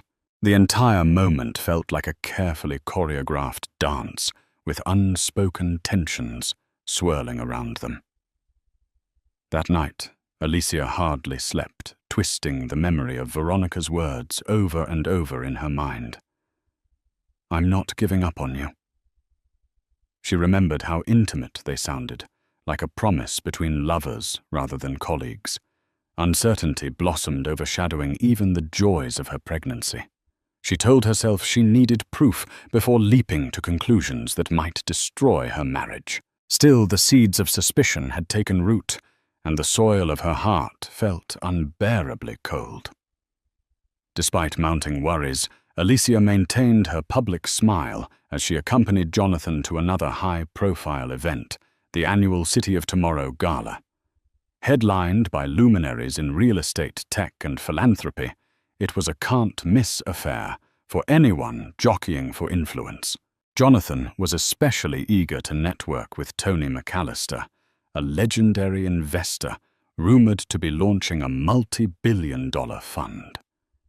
Alicia planned to share her vision for an educational project that integrated cutting-edge technology into underfunded schools, hoping to drum up philanthropic support. The venue was lavish, a 5-star hotel ballroom overlooking Central Park. Crystal chandeliers sparkled overhead, and violin music mingled with the hum of high-stakes conversation. Alicia wore a flowing cobalt gown, tailored to accommodate her growing baby bump. She felt both regal and uneasy, noting the stares from various acquaintances. She wondered if she was imagining the undertones of gossip in their voices when they greeted her. About an hour into the gala, Veronica King swept in, wearing a sequined emerald dress that seemed to catch every flicker of light. She joined Jonathan, who stood near a champagne fountain, exchanging pleasantries with Tony McAllister. Veronica's arrival sparked a shift in the air. Jonathan's posture straightened, and there was a palpable current of electricity as they spoke. Alicia approached, heart thudding. She joined the circle just in time to hear Jonathan praising Veronica. She single-handedly brought in an Indonesian sovereign fund for our latest project. Imagine what she'll do next year. Veronica laughed softly, thanking him, while shooting a quick, coded look in his direction. That fleeting glance felt like a secret confession. Tony McAllister then turned to Alicia, politely inquiring about her philanthropic interests. Seizing the opportunity, she shared her concept for bridging education gaps through advanced technology. Though Tony listened, Alicia sensed a general distraction in the group, as if her words were overshadowed by the silent drama swirling between Jonathan and Veronica. She pressed on regardless, determined to stand her ground. Partway through the evening, Alicia watched from across the ballroom as Jonathan and Veronica slipped out onto the balcony. Their silhouettes formed tense outlines in the moonlight. Alicia could almost feel the strain in their stances. When they returned, Jonathan was stone-faced, while Veronica looked tearful. The rest of the gala played out in a haze, Alicia's mind spinning with questions. Why was Jonathan risking such a public display if he truly had nothing to hide? On the ride home, Jonathan was silent. Alicia debated whether to confront him. Fear of the truth won out. She remained quiet, letting the hush fill the back seat like a suffocating blanket. One thing was certain, the veneer of their marriage was cracking fast. Weeks after the gala, Alicia woke one morning to a series of text messages from unknown numbers. Each one contained the same cryptic statement: "You deserve better. Check your emails." Shaken, she logged into her personal email account and found an anonymous note with an attachment. The note read, "He's not who you think he is. Trust me, I work with them. This has gone on too long. You should know." Hands trembling, Alicia opened the attachment. Her eyes widened at what she saw. Screenshots of phone call logs, countless late-night messages and photos from Veronica King, all addressed to Jonathan. Some were innocuous, referencing business deals, but others were clearly personal phrases like, "Missing you last night was unforgettable and can't wait until we're alone again," leaped off the screen. A wave of shock crashed over Alicia. She felt like she was floating outside her body, watching herself shatter. She reread the messages, searching for any plausible explanation besides the obvious. Perhaps they were fabricated, or maybe there was some context missing. Yet the depth and frequency of the conversations were undeniable. Jonathan had been carrying on a secret affair with Veronica, and someone inside Cole Capital or close to them had decided to expose it. Through her tears, Alicia tried to remain rational. She recognized some of the timestamps. They aligned perfectly with nights Jonathan claimed to be overseas or tied up in emergency meetings. Worse, there were photos of the two at a private beach, Veronica in a sun hat, Jonathan leaning into her with a tenderness Alicia once believed was reserved only for their marriage. The date stamps matched the weekend he was supposedly in Boston. Alicia doubled over as waves of nausea seized her, uncertain if it was morning sickness or heartbreak. She clutched her phone, tears splashing onto the screen. The anonymous tip had obliterated any chance of maintaining her illusions. Betrayal now stood naked before her, leaving no room for doubt. She scrolled through the messages again, feeling her grief transform into rage. She was pregnant with this man's child, while he gallivanted with another woman behind her back.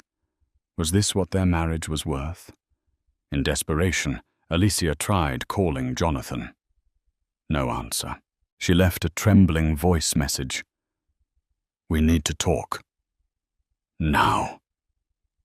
Then she buried her face in a pillow, sobbing until exhaustion closed her eyes. The world felt cruel, and she wondered if she had the strength to confront what came next. Jonathan returned home late that evening to find Alicia sitting on the living room couch, the glow of a single lamp illuminating her tear-streaked face. The instant he saw her reddened eyes, he knew something had changed. She said nothing at first, only holding out her phone. He glanced at the screen and visibly paled. Silent seconds stretched as he read through the texts and pictures. Alicia noticed the flicker of guilt crossing his face before he masked it with a forced calmness. "Where did you get these?" he asked, voice low. "Does it matter?" she replied. "They're real, aren't they?" He exhaled shakily, dropping into a seat across from her. "It's complicated. Veronica and I don't want excuses." Alicia's voice trembled with quiet fury. "I want to know how you could do this while I'm pregnant with your child." Jonathan looked away, unable to meet her gaze. "It started as a mistake, Alicia. I was at a conference, we had too much to drink." "That's not an excuse," she snapped. "You lied to me for months." "No years, given these timestamps. You made me doubt my own sanity." He tried to speak, but the words choked in his throat. Instead, tears brimmed in his eyes. Alicia found it almost pitiful. She had once adored this man, who seemed larger than life. Now he looked small, lost, and pathetic, snared in the aftermath of his own betrayal. Eventually, he confessed to an ongoing affair with Veronica. They had grown close while working on high-stakes deals. Their relationship escalated during out-of-town conferences, fueled by adrenaline and the thrill of secrecy. Jonathan insisted it was never about love, but about tension relief and escaping the pressures he faced at Cole Capital.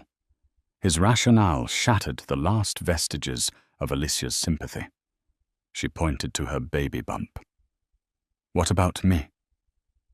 Your child. Did you ever think about the risk emotionally? Physically?" Jonathan attempted an apology, but the words felt hollow. Alicia erupted pent-up fury, spilling out in a storm of accusations. She recounted every suspicious sign she'd overlooked, how she'd supported his career, how she had endured him missing prenatal appointments. Underneath her anger lay a deep sadness for the life she thought they were building, a life that Jonathan had so casually betrayed. By the time the confrontation ended, Alicia felt emotionally gutted.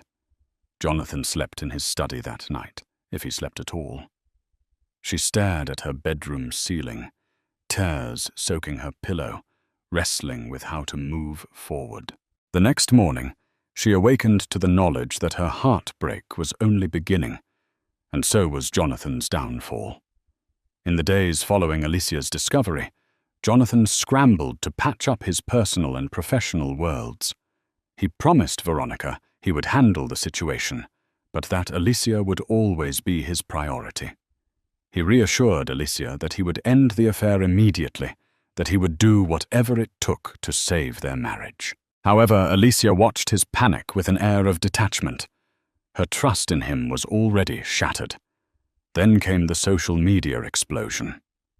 One Monday morning, a popular finance gossip blog, The Street Whisperer, posted a scathing article, "Billionaire Jonathan Cole's Secret Affair, Exposed Exclusive Photos." The piece included leaked pictures of Jonathan and Veronica embracing in what appeared to be a private cabana at a tropical resort. The blog teased additional salacious details forthcoming. Within hours, major business news outlets like Bloomberg and CNBC picked up the story, albeit more cautiously. They framed it as a scandal-rocking Cole Capital Ventures. Stock forums buzzed with speculation about how this might affect Jonathan's leadership and the firm's reputation. On Twitter, finance influencers dissected the ethical implications, with some calling for Jonathan to step down. Jonathan's phone lit up with calls from board members, investors, and perplexed clients. Even Lucy Goldstein, who had once praised him for philanthropic endeavors, publicly condemned his distraction from the greater mission of ethical business. The timing was disastrous.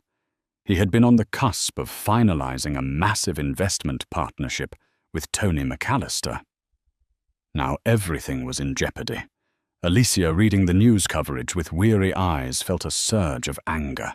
She had never wanted a public scandal. She would have preferred a private reckoning. But now that the world knew, she felt oddly vindicated. No longer was she alone in suspecting Jonathan's duplicity. Everyone saw it. Even so, she worried about the toll this uproar might exact on her unborn child. Less than 24 hours later, a video surfaced of Jonathan and Veronica walking hand in hand through a hotel lobby in Paris, laughing as though they didn't have a care in the world. The date stamp revealed it was just 2 months prior, around the same time Alicia had told him about her pregnancy. Public outrage soared and investors panicked.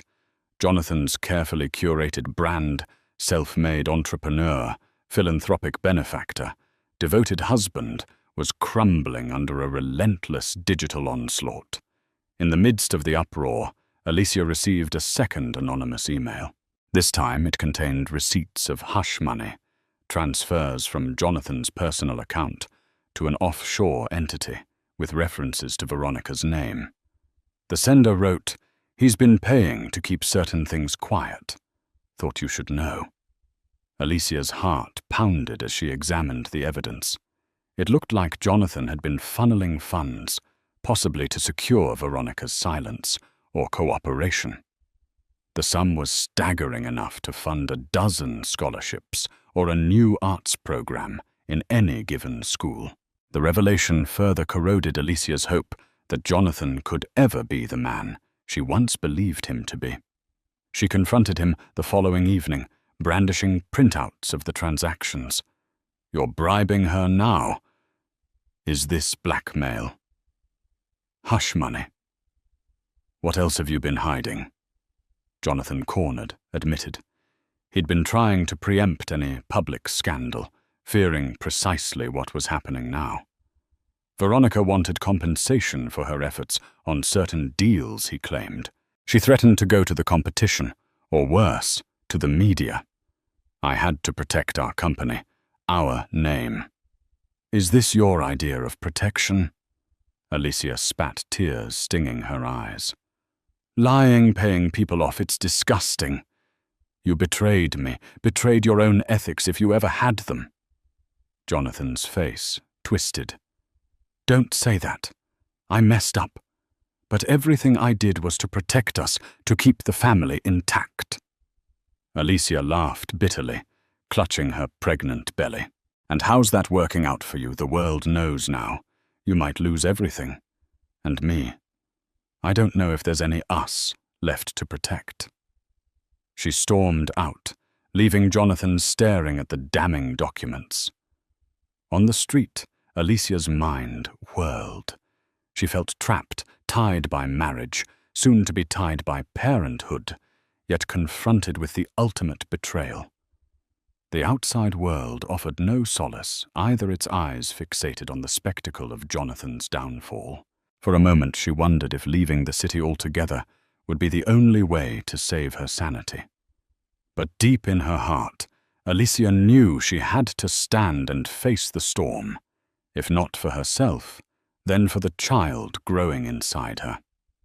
Within a week, Jonathan's scandal dominated the business news cycle. Forbes ran an op-ed titled "The Tragic Fall of Finance's Golden Boy," analyzing how personal irresponsibility could sink even the most profitable venture. Share prices for coal, Capital Ventures nosedived, rattling the firm's board of directors and raising alarms among major investors. Social media took an especially brutal stance. Under the hashtag #CoalCollapse, thousands commented on Jonathan's hypocrisy, calling him a poster child for toxic corporate culture. Alicia's name also trended, though more sympathetically. Strangers on the internet expressed solidarity for a pregnant wife betrayed on a global stage. Some urged her to take him for all he's worth, while others championed her as a potential advocate for women wronged by powerful men. Within Coal Capital's walls, tension soared. The workforce split into factions. Some remained loyal to Jonathan, believing the scandal was a personal matter that shouldn't overshadow his accomplishments. Others blamed him for tarnishing the company's name, an act of negligence that jeopardized everyone's jobs. David Lynn tried to calm internal chaos, but rumors circulated that half the board wanted Jonathan removed. Veronica, for her part, took a leave of absence, claiming stress from the public harassment. No one knew if she'd be back. Amid the chaos, Alicia found herself hounded by reporters camped outside the penthouse, cameras and microphones at the ready. She refused to answer questions or open the door, feeling the walls close in on her. Her phone buzzed with calls from tabloids, offering huge sums for an exclusive interview. She declined them all. Journalists even visited her parents' bakery, peppering them with invasive questions. Her mother, Lucia, called Alicia in tears, apologizing for not knowing what to do. Alicia felt a wave of guilt. Her private tragedy had become a public spectacle, and those she loved were collateral damage. Deep inside, a new resolve formed. Alicia realized she had the power to shape her own narrative, rather than let the scandal swirl around her uncontested.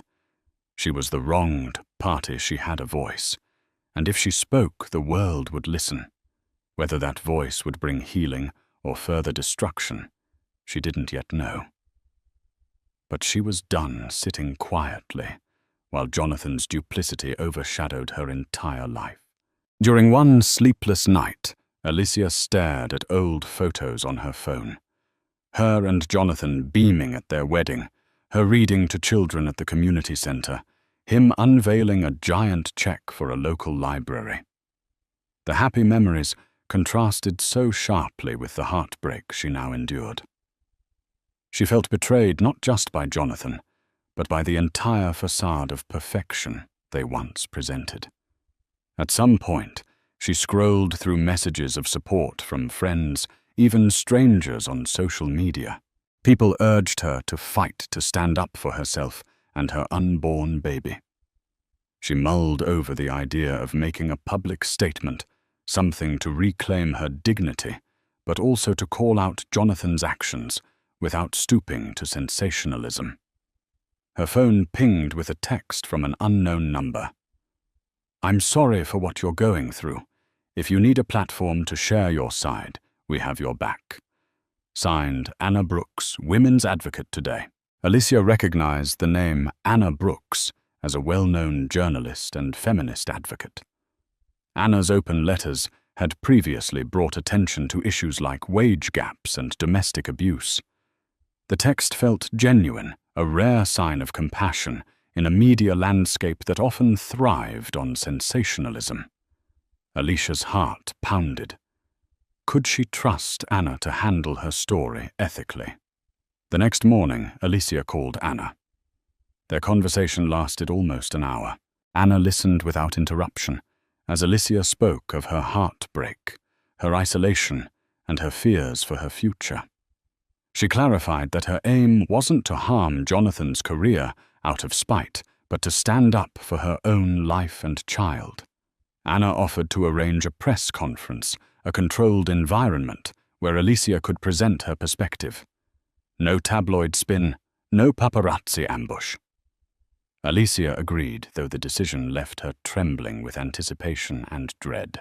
That afternoon, Alicia met with a lawyer who specialized in marital law. She wanted to understand her rights, especially with a baby on the way. While part of her considered divorce, another part still grappled with the love she'd once felt for Jonathan. The lawyer recommended caution, explaining how a public statement might influence settlement negotiations or custody issues. Alicia nodded gravely, fully aware that once she spoke publicly, there would be no going back. In just a few days, Anna Brooks secured a small event space in Midtown, not far from Times Square. The press invite was circulated discreetly among reputable journalists and media outlets. The announcement was simple: Alicia Cole, wife of Jonathan Cole, to make a statement regarding recent events. Despite the short notice, the event attracted major attention. Producers from major networks like CNN, MSNBC, and even BBC reached out, eager to broadcast the story of a betrayed wife taking a stand against her millionaire husband. Anna Brooks handled logistics, ensuring Alicia would have privacy to arrive and depart without being mobbed by cameras. In the background, Alicia's lawyer hovered uneasy about how the press conference might affect legal proceedings. Still, Alicia was resolute. This was her narrative to tell. On the eve of the press conference, Alicia worked on her statement in a quiet corner of her parents' bakery, inhaling the comforting scent of fresh bread. Her mother brought her a warm mug of chamomile tea, gently stroking her daughter's hair. "You'll do what's right," Lucia whispered, eyes filled with motherly concern. Alicia's phone buzzed with a text from Jonathan. "Please don't do this.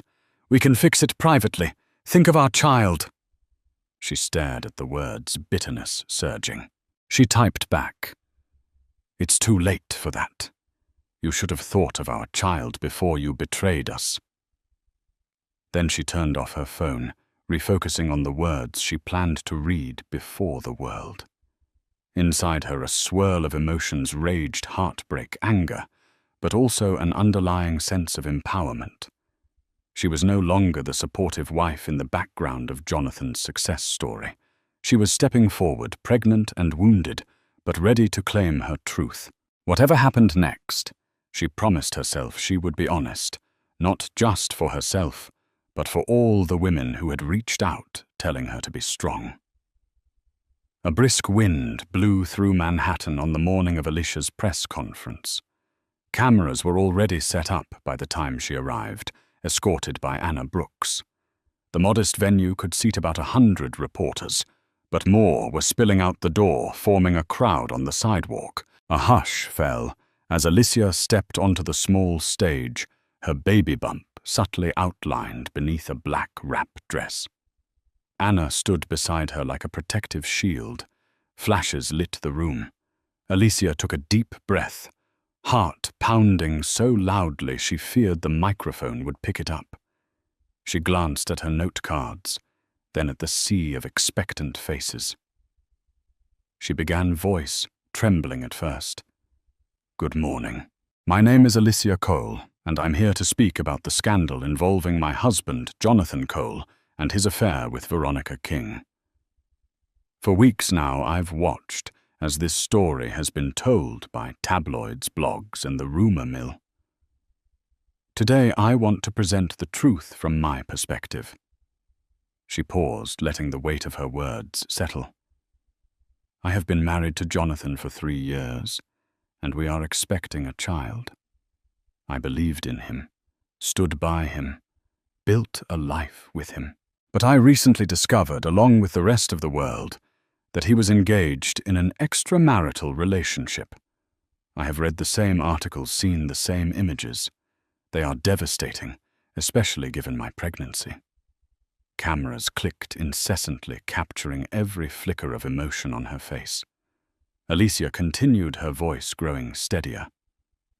"I do not share this to invite pity or to be a pawn in a public spectacle. I share it because women mothers deserve the truth when it comes to the integrity of the men we marry. And because I believe accountability matters, whether you're a private individual or a public figure who touts ethical leadership." She then revealed Jonathan's attempts to cover up the affair, even referencing hush money documents. Gasps rippled through the crowd.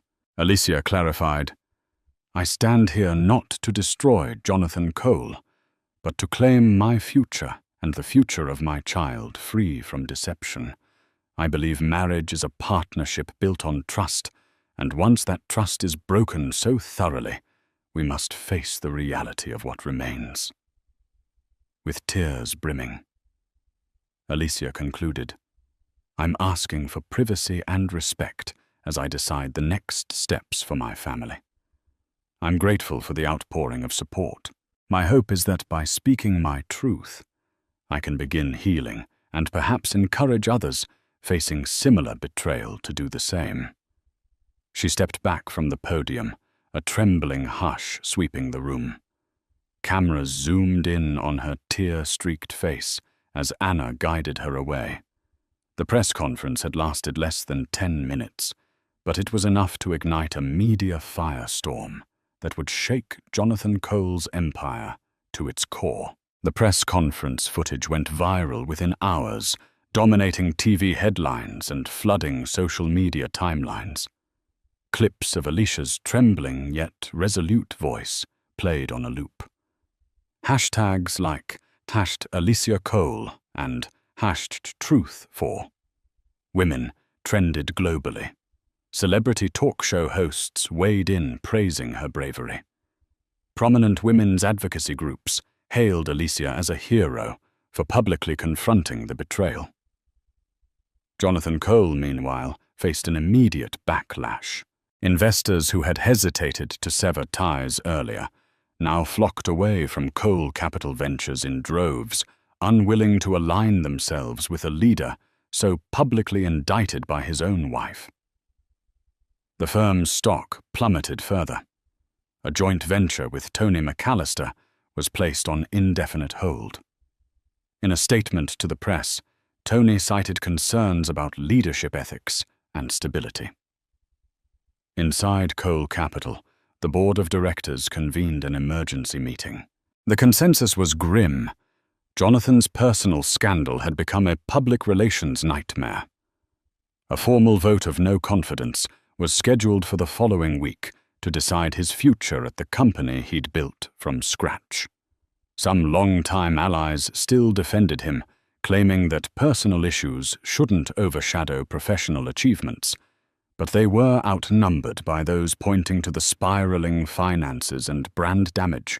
Jonathan retreated to the penthouse, blinds drawn, refusing to comment publicly. Even Veronica King was nowhere to be found, rumored to be on an extended stay in London. For Alicia, the whirlwind of support and media attention felt surreal. Every time she logged online, she saw strangers praising her courage, dissecting her press conference, or labeling Jonathan a monster. She had never wanted to be the face of a movement, but she felt a growing sense of responsibility to use the platform fate had handed her. In private, she grappled with heartbreak and anxiety about the future. She had awakened in a gilded cage, her wealthy lifestyle now overshadowed by betrayal. Yet the press conference had sparked something new, a sense of agency. For the first time since discovering Jonathan's affair, she could breathe freely, certain she was controlling her own path. And that path would soon demand another step, deciding whether to stay in the marriage or proceed with a legal separation. At Cole Capital Ventures, the board of directors convened the crucial vote. The meeting room had never felt so tense. David Lynn sat at one end of the table, his face grim. Over half the chairs were occupied by men and women who once revered Jonathan as a visionary. Now they stared at financial projections, plummeting into the red, accompanied by slideshow images of negative media headlines referencing the Cole scandal. The intangible toll, public distrust, moral outrage, was just as damaging. Jonathan, face pale and eyes rimmed with exhaustion, delivered a desperate plea. He promised to rectify the situation, citing therapy crisis management strategies and a vow to refocus on the firm's core mission. "I've made mistakes," he admitted hoarsely. "But our track record of delivering value can't be overlooked. We are bigger than one scandal. We can still thrive if we stay united." Some board members shifted uncomfortably. A few, including David Lynn, tried to salvage the conversation, arguing for a temporary leave of absence instead of outright dismissal. But the majority believed drastic action was required to restore credibility. A hush blanketed the room as the members cast their anonymous votes. When the tallies were read, the verdict was clear. Jonathan Cole was removed as CEO, effective immediately. Tremors of shock rippled through the halls. Cole Capital employees, once starry-eyed by Jonathan's leadership, watched him clear his office with a mix of pity and muted anger. A caretaker CEO was appointed to stabilize the ship, focusing on damage control. David Lynn glanced at Jonathan with a sorrowful expression as security escorted him out. "I'm sorry, man," David whispered. "I tried to fight for you." Jonathan nodded wordlessly, clutching a box of personal belongings. By evening, business publications around the world proclaimed Cole Capital ousts founder amid scandal. Jonathan's reign was officially over. The man who once soared across the financial stratosphere was now unemployed, disgraced, and teetering on the edge of complete ruin. Jonathan's life unspooled in disarray. With no office to report to, he holed up in the penthouse, ignoring calls from journalists. He occasionally ventured out in sunglasses and a baseball cap, only to be ambushed by paparazzi. Online comments labeled him a cautionary tale of greed and infidelity. Some articles even suggested the affair had been an open secret among New York's finance circles, fueling new levels of scrutiny. Personal finances also took a hit. Jonathan's sudden exit from Cole Capital triggered contractual penalties. He faced possible breach of contract lawsuits tied to deals he'd spearheaded but failed to close. Frozen lines of credit cancelled invitations to VIP events. His social and financial power dwindled. Amid his downward spiral, Jonathan tried repeatedly to contact Alicia, leaving voicemails and handwritten notes. He apologized profusely, claiming he was ready to do anything to salvage their relationship. "I'll go to counseling, sign post-nups. Anything you want. One note." Read. But Alicia remained resolute, focusing instead on her own well-being and that of her unborn child. The final blow came when Alicia's press conference was replayed in a prime-time special with a commentary panel dissecting Jonathan's betrayal. The segment ended with a heartfelt interview of Alicia by Anna Brooks, highlighting Alicia's philanthropic ambitions. Footage showed Alicia visiting an after-school program, receiving cheers from children who recognized her from news coverage. In that moment, the camera panned to Alicia's determined face, capturing her transformation from betrayed spouse to empowered advocate. Jonathan watched the segment alone, a half-finished bottle of scotch by his side. He saw how the public now regarded Alicia with admiration, a stark contrast to his own vilification. In a moment of clarity, he realized he was witnessing the rise of a woman who had once stood quietly beside him, someone he'd taken for granted.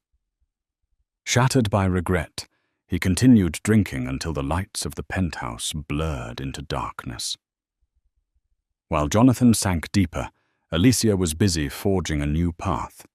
Through Anna Brooks's media connections and her own philanthropic background, she organized a fundraiser for underprivileged schools. The event was set to be a smaller, more authentic affair than the high-gloss galas Jonathan once frequented. The proceeds would go toward bridging the digital divide in low-income neighborhoods, an initiative Alicia had championed long before the scandal. As the date approached, Alicia found herself gaining supporters from unexpected places. Tony McAllister, once interested in partnering with Jonathan, reached out privately.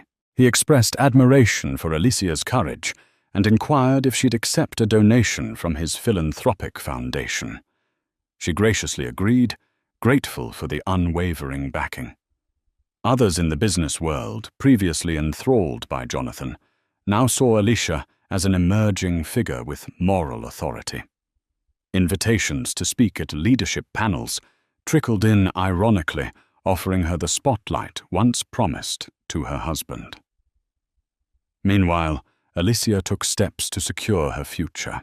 Working with a lawyer, she prepared for a potential divorce filing. She also met with a financial advisor, ensuring she understood the complexities of Jonathan's assets and any marital entitlements. Each step felt daunting, yet liberating, as she realized she no longer had to abide by the illusions of a perfect marriage. In a surprising twist, David Lynn approached Alicia discreetly. He apologized on behalf of Cole Capital, acknowledging that many within the firm admired her. "We know Jonathan's downfall was his own doing," David admitted. "We'd like to work with you in some capacity, maybe an advisory role on the philanthropic side." Alicia hesitated, uncertain about maintaining ties to an institution so entangled with Jonathan's betrayal. Still, she considered the possibility of effecting positive change from within. Days turned into weeks as Alicia balanced philanthropic planning, potential legal battles, and the emotional toll of pregnancy. Through it all, she maintained her composure, fueled by a sense of purpose. While part of her still grieved the betrayal, she also recognized a budding strength. Her identity was no longer solely Mrs. Jonathan Cole. She was Alicia Cole, a force in her own right. One brisk afternoon, as Alicia returned to her parents' bakery for a quiet meeting with donors, she found Jonathan waiting near the doorway, slumped against a lamp-post. He appeared disheveled, unshaven eyes bloodshot, wearing a crumpled blazer. The sight startled her, stirring both pity and residual anger. "Please," he said, voice strained. "Just a moment of your time." She considered walking past him, but compassion nudged her to pause. She let him follow her inside, where they settled at a back table amid the comforting aroma of fresh pastries. Lucia glanced over worriedly from the counter, but respected her daughter's privacy. Jonathan exhaled shakily. "I've lost everything, my job, my reputation. I can't lose you too. I know I don't deserve forgiveness, but I'm begging you to give me another chance." Alicia felt tears prick her eyes, though she kept her composure. "Another chance to do what? You've lied to me, cheated on me, humiliated me publicly." He pressed a trembling hand to his forehead. "I know. I was an idiot. I was greedy, arrogant. The money, the power, it consumed me. Veronica was just a symptom of my own weaknesses." "That doesn't erase what you did," Alicia murmured. "It doesn't take back the night you were with her, while I lay at home, excited to share baby news with you. It doesn't undo all the heartbreak." Jonathan lowered his head, tears slipping down his cheeks. Alicia recognized genuine remorse in his eyes, but she also knew it might be too late. "If you need me to sign anything," he whispered, "custody agreements, child support, I'll do it. I just want to be part of the baby's life." The request struck a chord deep within Alicia. Their child deserved a father, but was Jonathan capable of the responsibility? She wrestled with conflicting emotions, the memory of happier times, and the fresh sting of betrayal. Finally, she said, "I can't make that decision right now. I need time. But this much is clear. You have to deal with the consequences of what you've done on your own." Jonathan nodded, head bowed in defeat. Before leaving, he offered a small envelope. "In case you want to reach me. That's my new number." Then he slipped out into the cold afternoon, a broken man, still clinging to a shred of hope. In the following weeks, Alicia immersed herself in planning her fundraiser, channeling her emotions into a cause that symbolized new beginnings. The event space was modest, a converted art gallery in Brooklyn, yet the atmosphere radiated warmth. Donors included local business owners, educators, and some philanthropic heavyweights. Alicia opened the evening by sharing her own story, not focusing on the scandal, but on the importance of forging a brighter future for the next generation. The fundraiser turned into a soaring success, raising more funds than Alicia had anticipated. Attendees praised her vision, and media coverage highlighted her commitment to positive change, contrasting starkly with Jonathan's tarnished reputation. Standing at the podium, Alicia felt a rush of empowerment. As she thanked the crowd, her hand drifted to her baby bump. She realized that in building a better world for others, she was also building a better world for her child. Not long after Alicia filed for legal separation, citing irreconcilable differences. The move was symbolic as much as legal, a declaration that she was no longer tethered to Jonathan's fate. Public interest in the scandal waned, replaced by fresh headlines as the news cycle moved on. Life was still challenging, but Alicia awoke each morning with a renewed sense of purpose, surrounded by supportive friends and family. As for Jonathan, rumors suggested he had entered therapy, and was considering launching a smaller financial consultancy if he could find backers.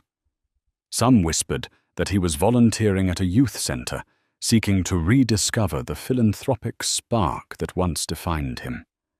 Whether these rumours were genuine or just strategic, Alicia didn't know. Occasionally she thought about letting him be involved with the child, but she needed reassurance that he had truly changed. Alicia's belly grew, and so did her resolve. She had discovered her voice in the midst of betrayal, learning that her worth wasn't measured by a man's success or the illusions they spun together. The conclusion of this saga was not a bitter end, but rather the blossoming of her independence. She carried with her the lessons of heartbreak, the joy of impending motherhood, and a determination to rise above any scandal that dared to overshadow her future. The downfall of Jonathan Cole and the rise of Alicia Cole stand as a testament to life's unpredictable turns. A single leak online dragged a powerhouse billionaire into ruin, yet it also became a spark for his pregnant wife to find her voice, her mission, and her freedom. Betrayal can devastate, but it can also illuminate truths we've long buried. Alicia transformed her heartbreak into a crusade for better opportunities, showing that even in the darkest moments, we have the power to rebuild and sometimes shine brighter than ever before. If this story moved, you don't let it end here. Please remember to like, share, and subscribe to our channel for more real-life drama and compelling narratives. Your support helps us continue bringing stories of resilience, empowerment, and the triumph of the human spirit. Stay tuned for our next riveting tale, because when one door closes, another door swings open, often revealing a whole new world of possibilities. Meanwhile, Alicia Cole, his pregnant wife, began to sense the cracks in her gilded cage. No one, least of all Jonathan, suspected how quickly a single online leak would unravel his carefully manicured world, ending his career in the span of one unforgettable night. Jonathan Cole's story was the stuff of modern legend. Born to middle-class parents in suburban New Jersey, he had clawed his way to a scholarship at Harvard Business School. There he'd rubbed shoulders with future magnates, forging alliances that would later propel him to the top of the finance world. By age 32, Jonathan had founded Cole Capital Ventures, a private equity firm that specialized in distressed real estate assets, buying low, selling high, and weaving magic in between. His good looks and suave charm made him a darling of the business press. Forbes ran a feature titled Young Titan. Jonathan Cole's meteoric rise, capturing him in a tailored navy suit against the panoramic backdrop of New York City. In the interview, he praised mentors such as Warren Buffett for teaching him patience and Bill Gates for demonstrating philanthropy on a global scale. The crowning moment, though, was his picture-shaking hands with Elon Musk after a speculative investment in aerospace startups. Jonathan glowed with the certainty that he was destined for greatness. It was at a fundraiser in Central Park that he first met Alicia Martinez. She was a non-profit consultant with a passion for arts education. Where Jonathan's approach to conversation was slick and polished, Alicia's was empathetic and earnest. He found her refusal to be dazzled by his reputation oddly refreshing. She was there to talk about underfunded public schools, not hedge funds or leveraged buyouts. By the end of that charity walk, Jonathan had her phone number, and she had a curious spark in her heart. In 2 short years, they were married. Alicia's parents, humble owners of a small bakery in Queens, couldn't believe their daughter was wedding a man so frequently mentioned in the Wall Street Journal. But to Alicia, Jonathan wasn't simply the millionaire. He was the person who showed up unannounced to volunteer at her community events, who wrote personal checks for after-school programs. Their wedding ceremony, held at a historic mansion overlooking the Hudson River, was a glamorous yet heartfelt affair. The tabloids brimmed with gushing coverage, Alicia radiant in lace, Jonathan dashing in a classic tuxedo, smiling as though they had discovered the secret to eternal happiness. At first, their union genuinely seemed magical. Jonathan declared that Alicia grounded him, tethered him to values he might have otherwise forgotten. She brought soul to his ambition. Life in the Cole penthouse sparkled with promise, lavish soirees for global dignitaries, altruistic ventures to build schools in underprivileged neighborhoods, and daily bursts of joy that only two people deeply in love could share. If only that bliss could have lasted. Life moved quickly in Jonathan's orbit. The success of Cole Capital Ventures brought new deals, new acquaintances, and inevitably new pressures. Over time, Alicia witnessed the subtle changes in her husband's routine. Invitations from the global elite poured in exclusive dinners with real estate mogul Mark Anderson, lunches at the Plaza with famed venture capitalist Lucy Goldstein, and hush-hush strategy sessions with foreign sovereign funds. While Alicia supported her husband's drive, she couldn't ignore the increasing cracks in his calendar or in his demeanor. He began coming home later, offering vague explanations about urgent meetings or unexpected negotiations. Alicia, ever understanding, reassured him that she respected his hustle. But then came the cancellations of their personal plans. A date to watch an off-Broadway show cancelled. A weekend getaway to the Hamptons postponed. Birthdays and family gatherings became second-tier priorities.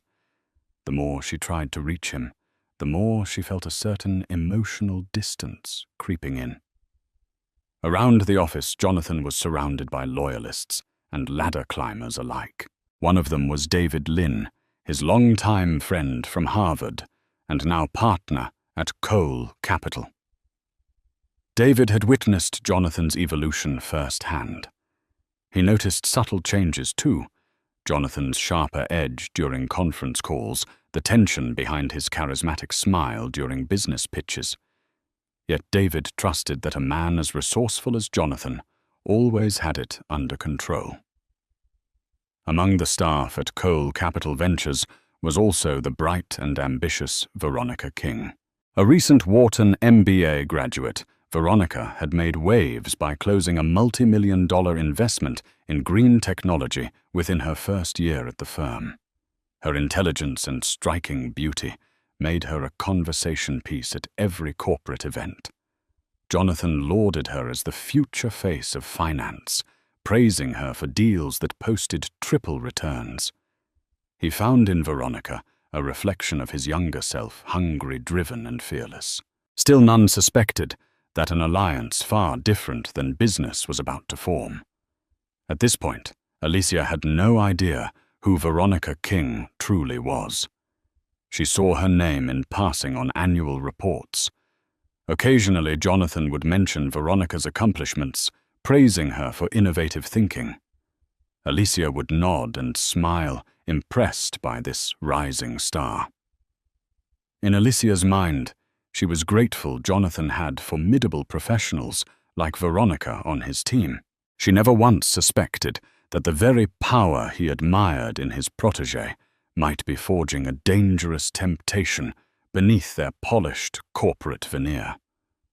As Alicia's pregnancy crept into her second trimester, she began noticing odd details. The first warning sign was a perfume scent she didn't recognize lingering on Jonathan's coat. She asked him about it casually, and he brushed it off, probably from a handshake at some networking event. Another red flag was how he protected his phone like a prized artifact, always face down, always locked with a new passcode. Late at night, she'd hear the faint buzz of messages, see the subtle glow of his screen as he typed back in the dark. Each time she tried to rationalize away her concerns. This was the man she loved, who donated millions to build libraries in underserved communities, who cried at the birth announcement, who once surprised her on a random Tuesday with her favorite pastries from her parents' bakery. Infidelity seemed unimaginable. Yet Alicia's heart churned with a subtle, gnawing dread. Life in the Cole penthouse had become increasingly solitary. Although Jonathan had promised to limit business travel during her pregnancy, his schedule remained as frenetic as ever. Singapore, Dubai, Paris. He was always on the go, chasing new mergers or expansions. He rarely spent more than a couple of nights at home. When he did, he was restless, glued to emails or brainstorming calls. Alicia began to feel that the only presence she could truly count on was the baby she carried. Friends from Alicia's old neighborhood in Queens reached out with concern. They missed her visits the way she used to pop in for coffee and conversation. He's just going through a busy phase, she'd reassure them. In a way, Alicia was trying to reassure herself too. Still, doubt grew every time she caught sight of that mysterious perfume, or saw a new bruise-like shadow under her husband's eyes from sleepless nights. Then Alicia found something chilling, a hotel receipt tucked in Jonathan's suitcase from a high-end resort in Turks and Caicos. The date overlapped with a weekend he'd told her he was in Boston, closing a deal. She tried to confront him, but lost her nerve. Could she have misunderstood? Was it a courtesy booking for a client or staff? Her mind ran in circles, seeking a plausible explanation. Little did she know the truth was far more insidious. Veronica King was not the sort of woman who blended into the background. With ebony hair styled in a sleek bob, she carried herself with confident ease. By day, she dazzled boardrooms with crisp financial analyses, commanding respect from colleagues twice her age. By night, she appeared in social columns alongside Manhattan's elite, her emerald dress shimmering under paparazzi flashes.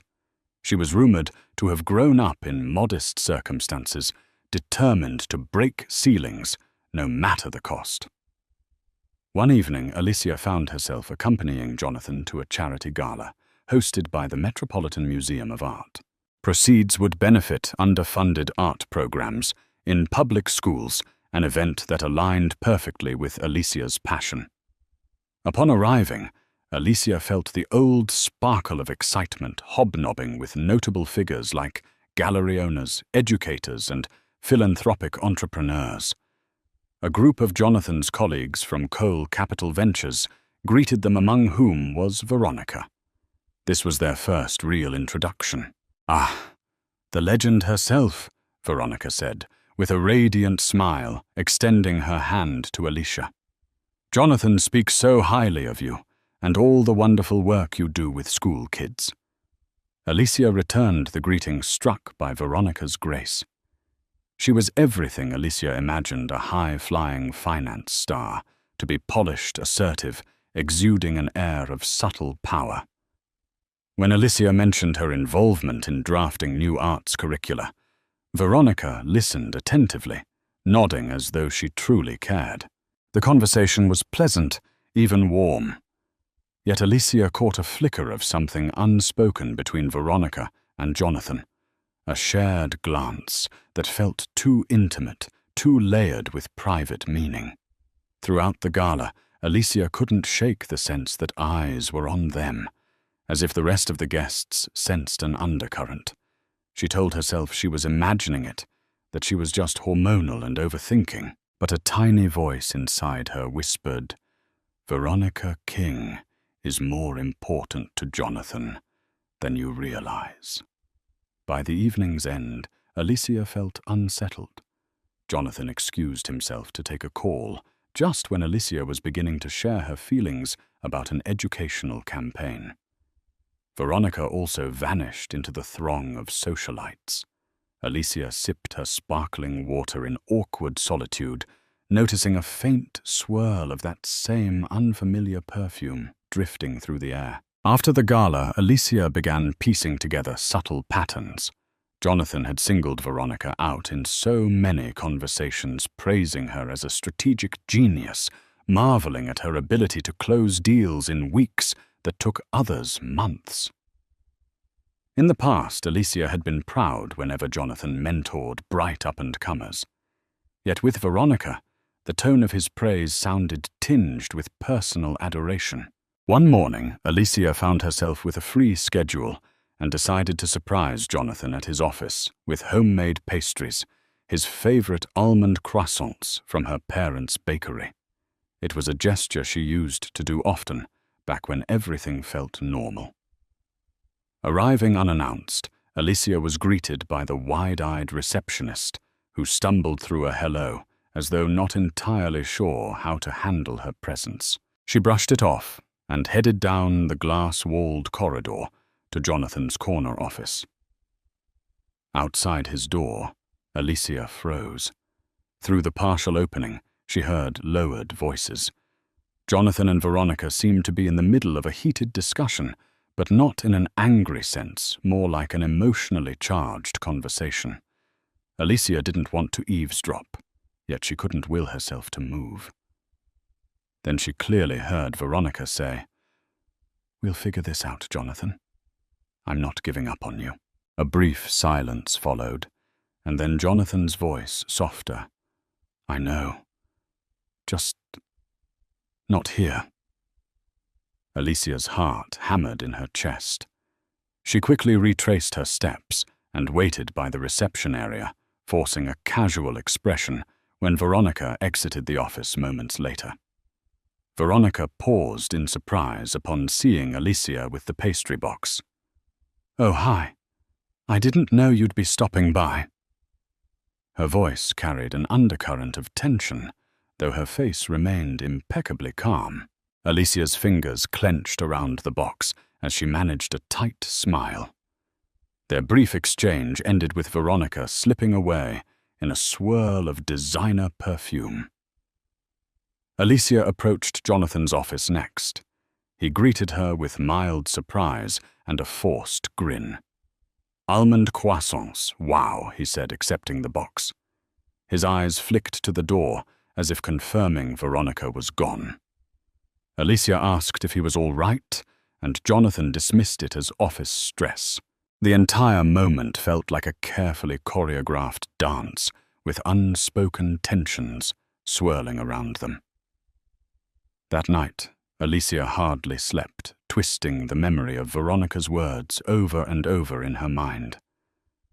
"I'm not giving up on you." She remembered how intimate they sounded, like a promise between lovers rather than colleagues. Uncertainty blossomed, overshadowing even the joys of her pregnancy. She told herself she needed proof before leaping to conclusions that might destroy her marriage. Still, the seeds of suspicion had taken root, and the soil of her heart felt unbearably cold. Despite mounting worries, Alicia maintained her public smile as she accompanied Jonathan to another high-profile event, the annual City of Tomorrow Gala. Headlined by luminaries in real estate, tech, and philanthropy, it was a can't-miss affair for anyone jockeying for influence. Jonathan was especially eager to network with Tony McAllister, a legendary investor rumored to be launching a multi-billion-dollar fund. Alicia planned to share her vision for an educational project that integrated cutting-edge technology into underfunded schools, hoping to drum up philanthropic support. The venue was lavish, a 5-star hotel ballroom overlooking Central Park. Crystal chandeliers sparkled overhead, and violin music mingled with the hum of high-stakes conversation. Alicia wore a flowing cobalt gown, tailored to accommodate her growing baby bump. She felt both regal and uneasy, noting the stares from various acquaintances. She wondered if she was imagining the undertones of gossip in their voices when they greeted her. About an hour into the gala, Veronica King swept in, wearing a sequined emerald dress that seemed to catch every flicker of light. She joined Jonathan, who stood near a champagne fountain, exchanging pleasantries with Tony McAllister. Veronica's arrival sparked a shift in the air. Jonathan's posture straightened, and there was a palpable current of electricity as they spoke. Alicia approached, heart thudding. She joined the circle just in time to hear Jonathan praising Veronica. She single-handedly brought in an Indonesian sovereign fund for our latest project. Imagine what she'll do next year. Veronica laughed softly, thanking him, while shooting a quick, coded look in his direction. That fleeting glance felt like a secret confession.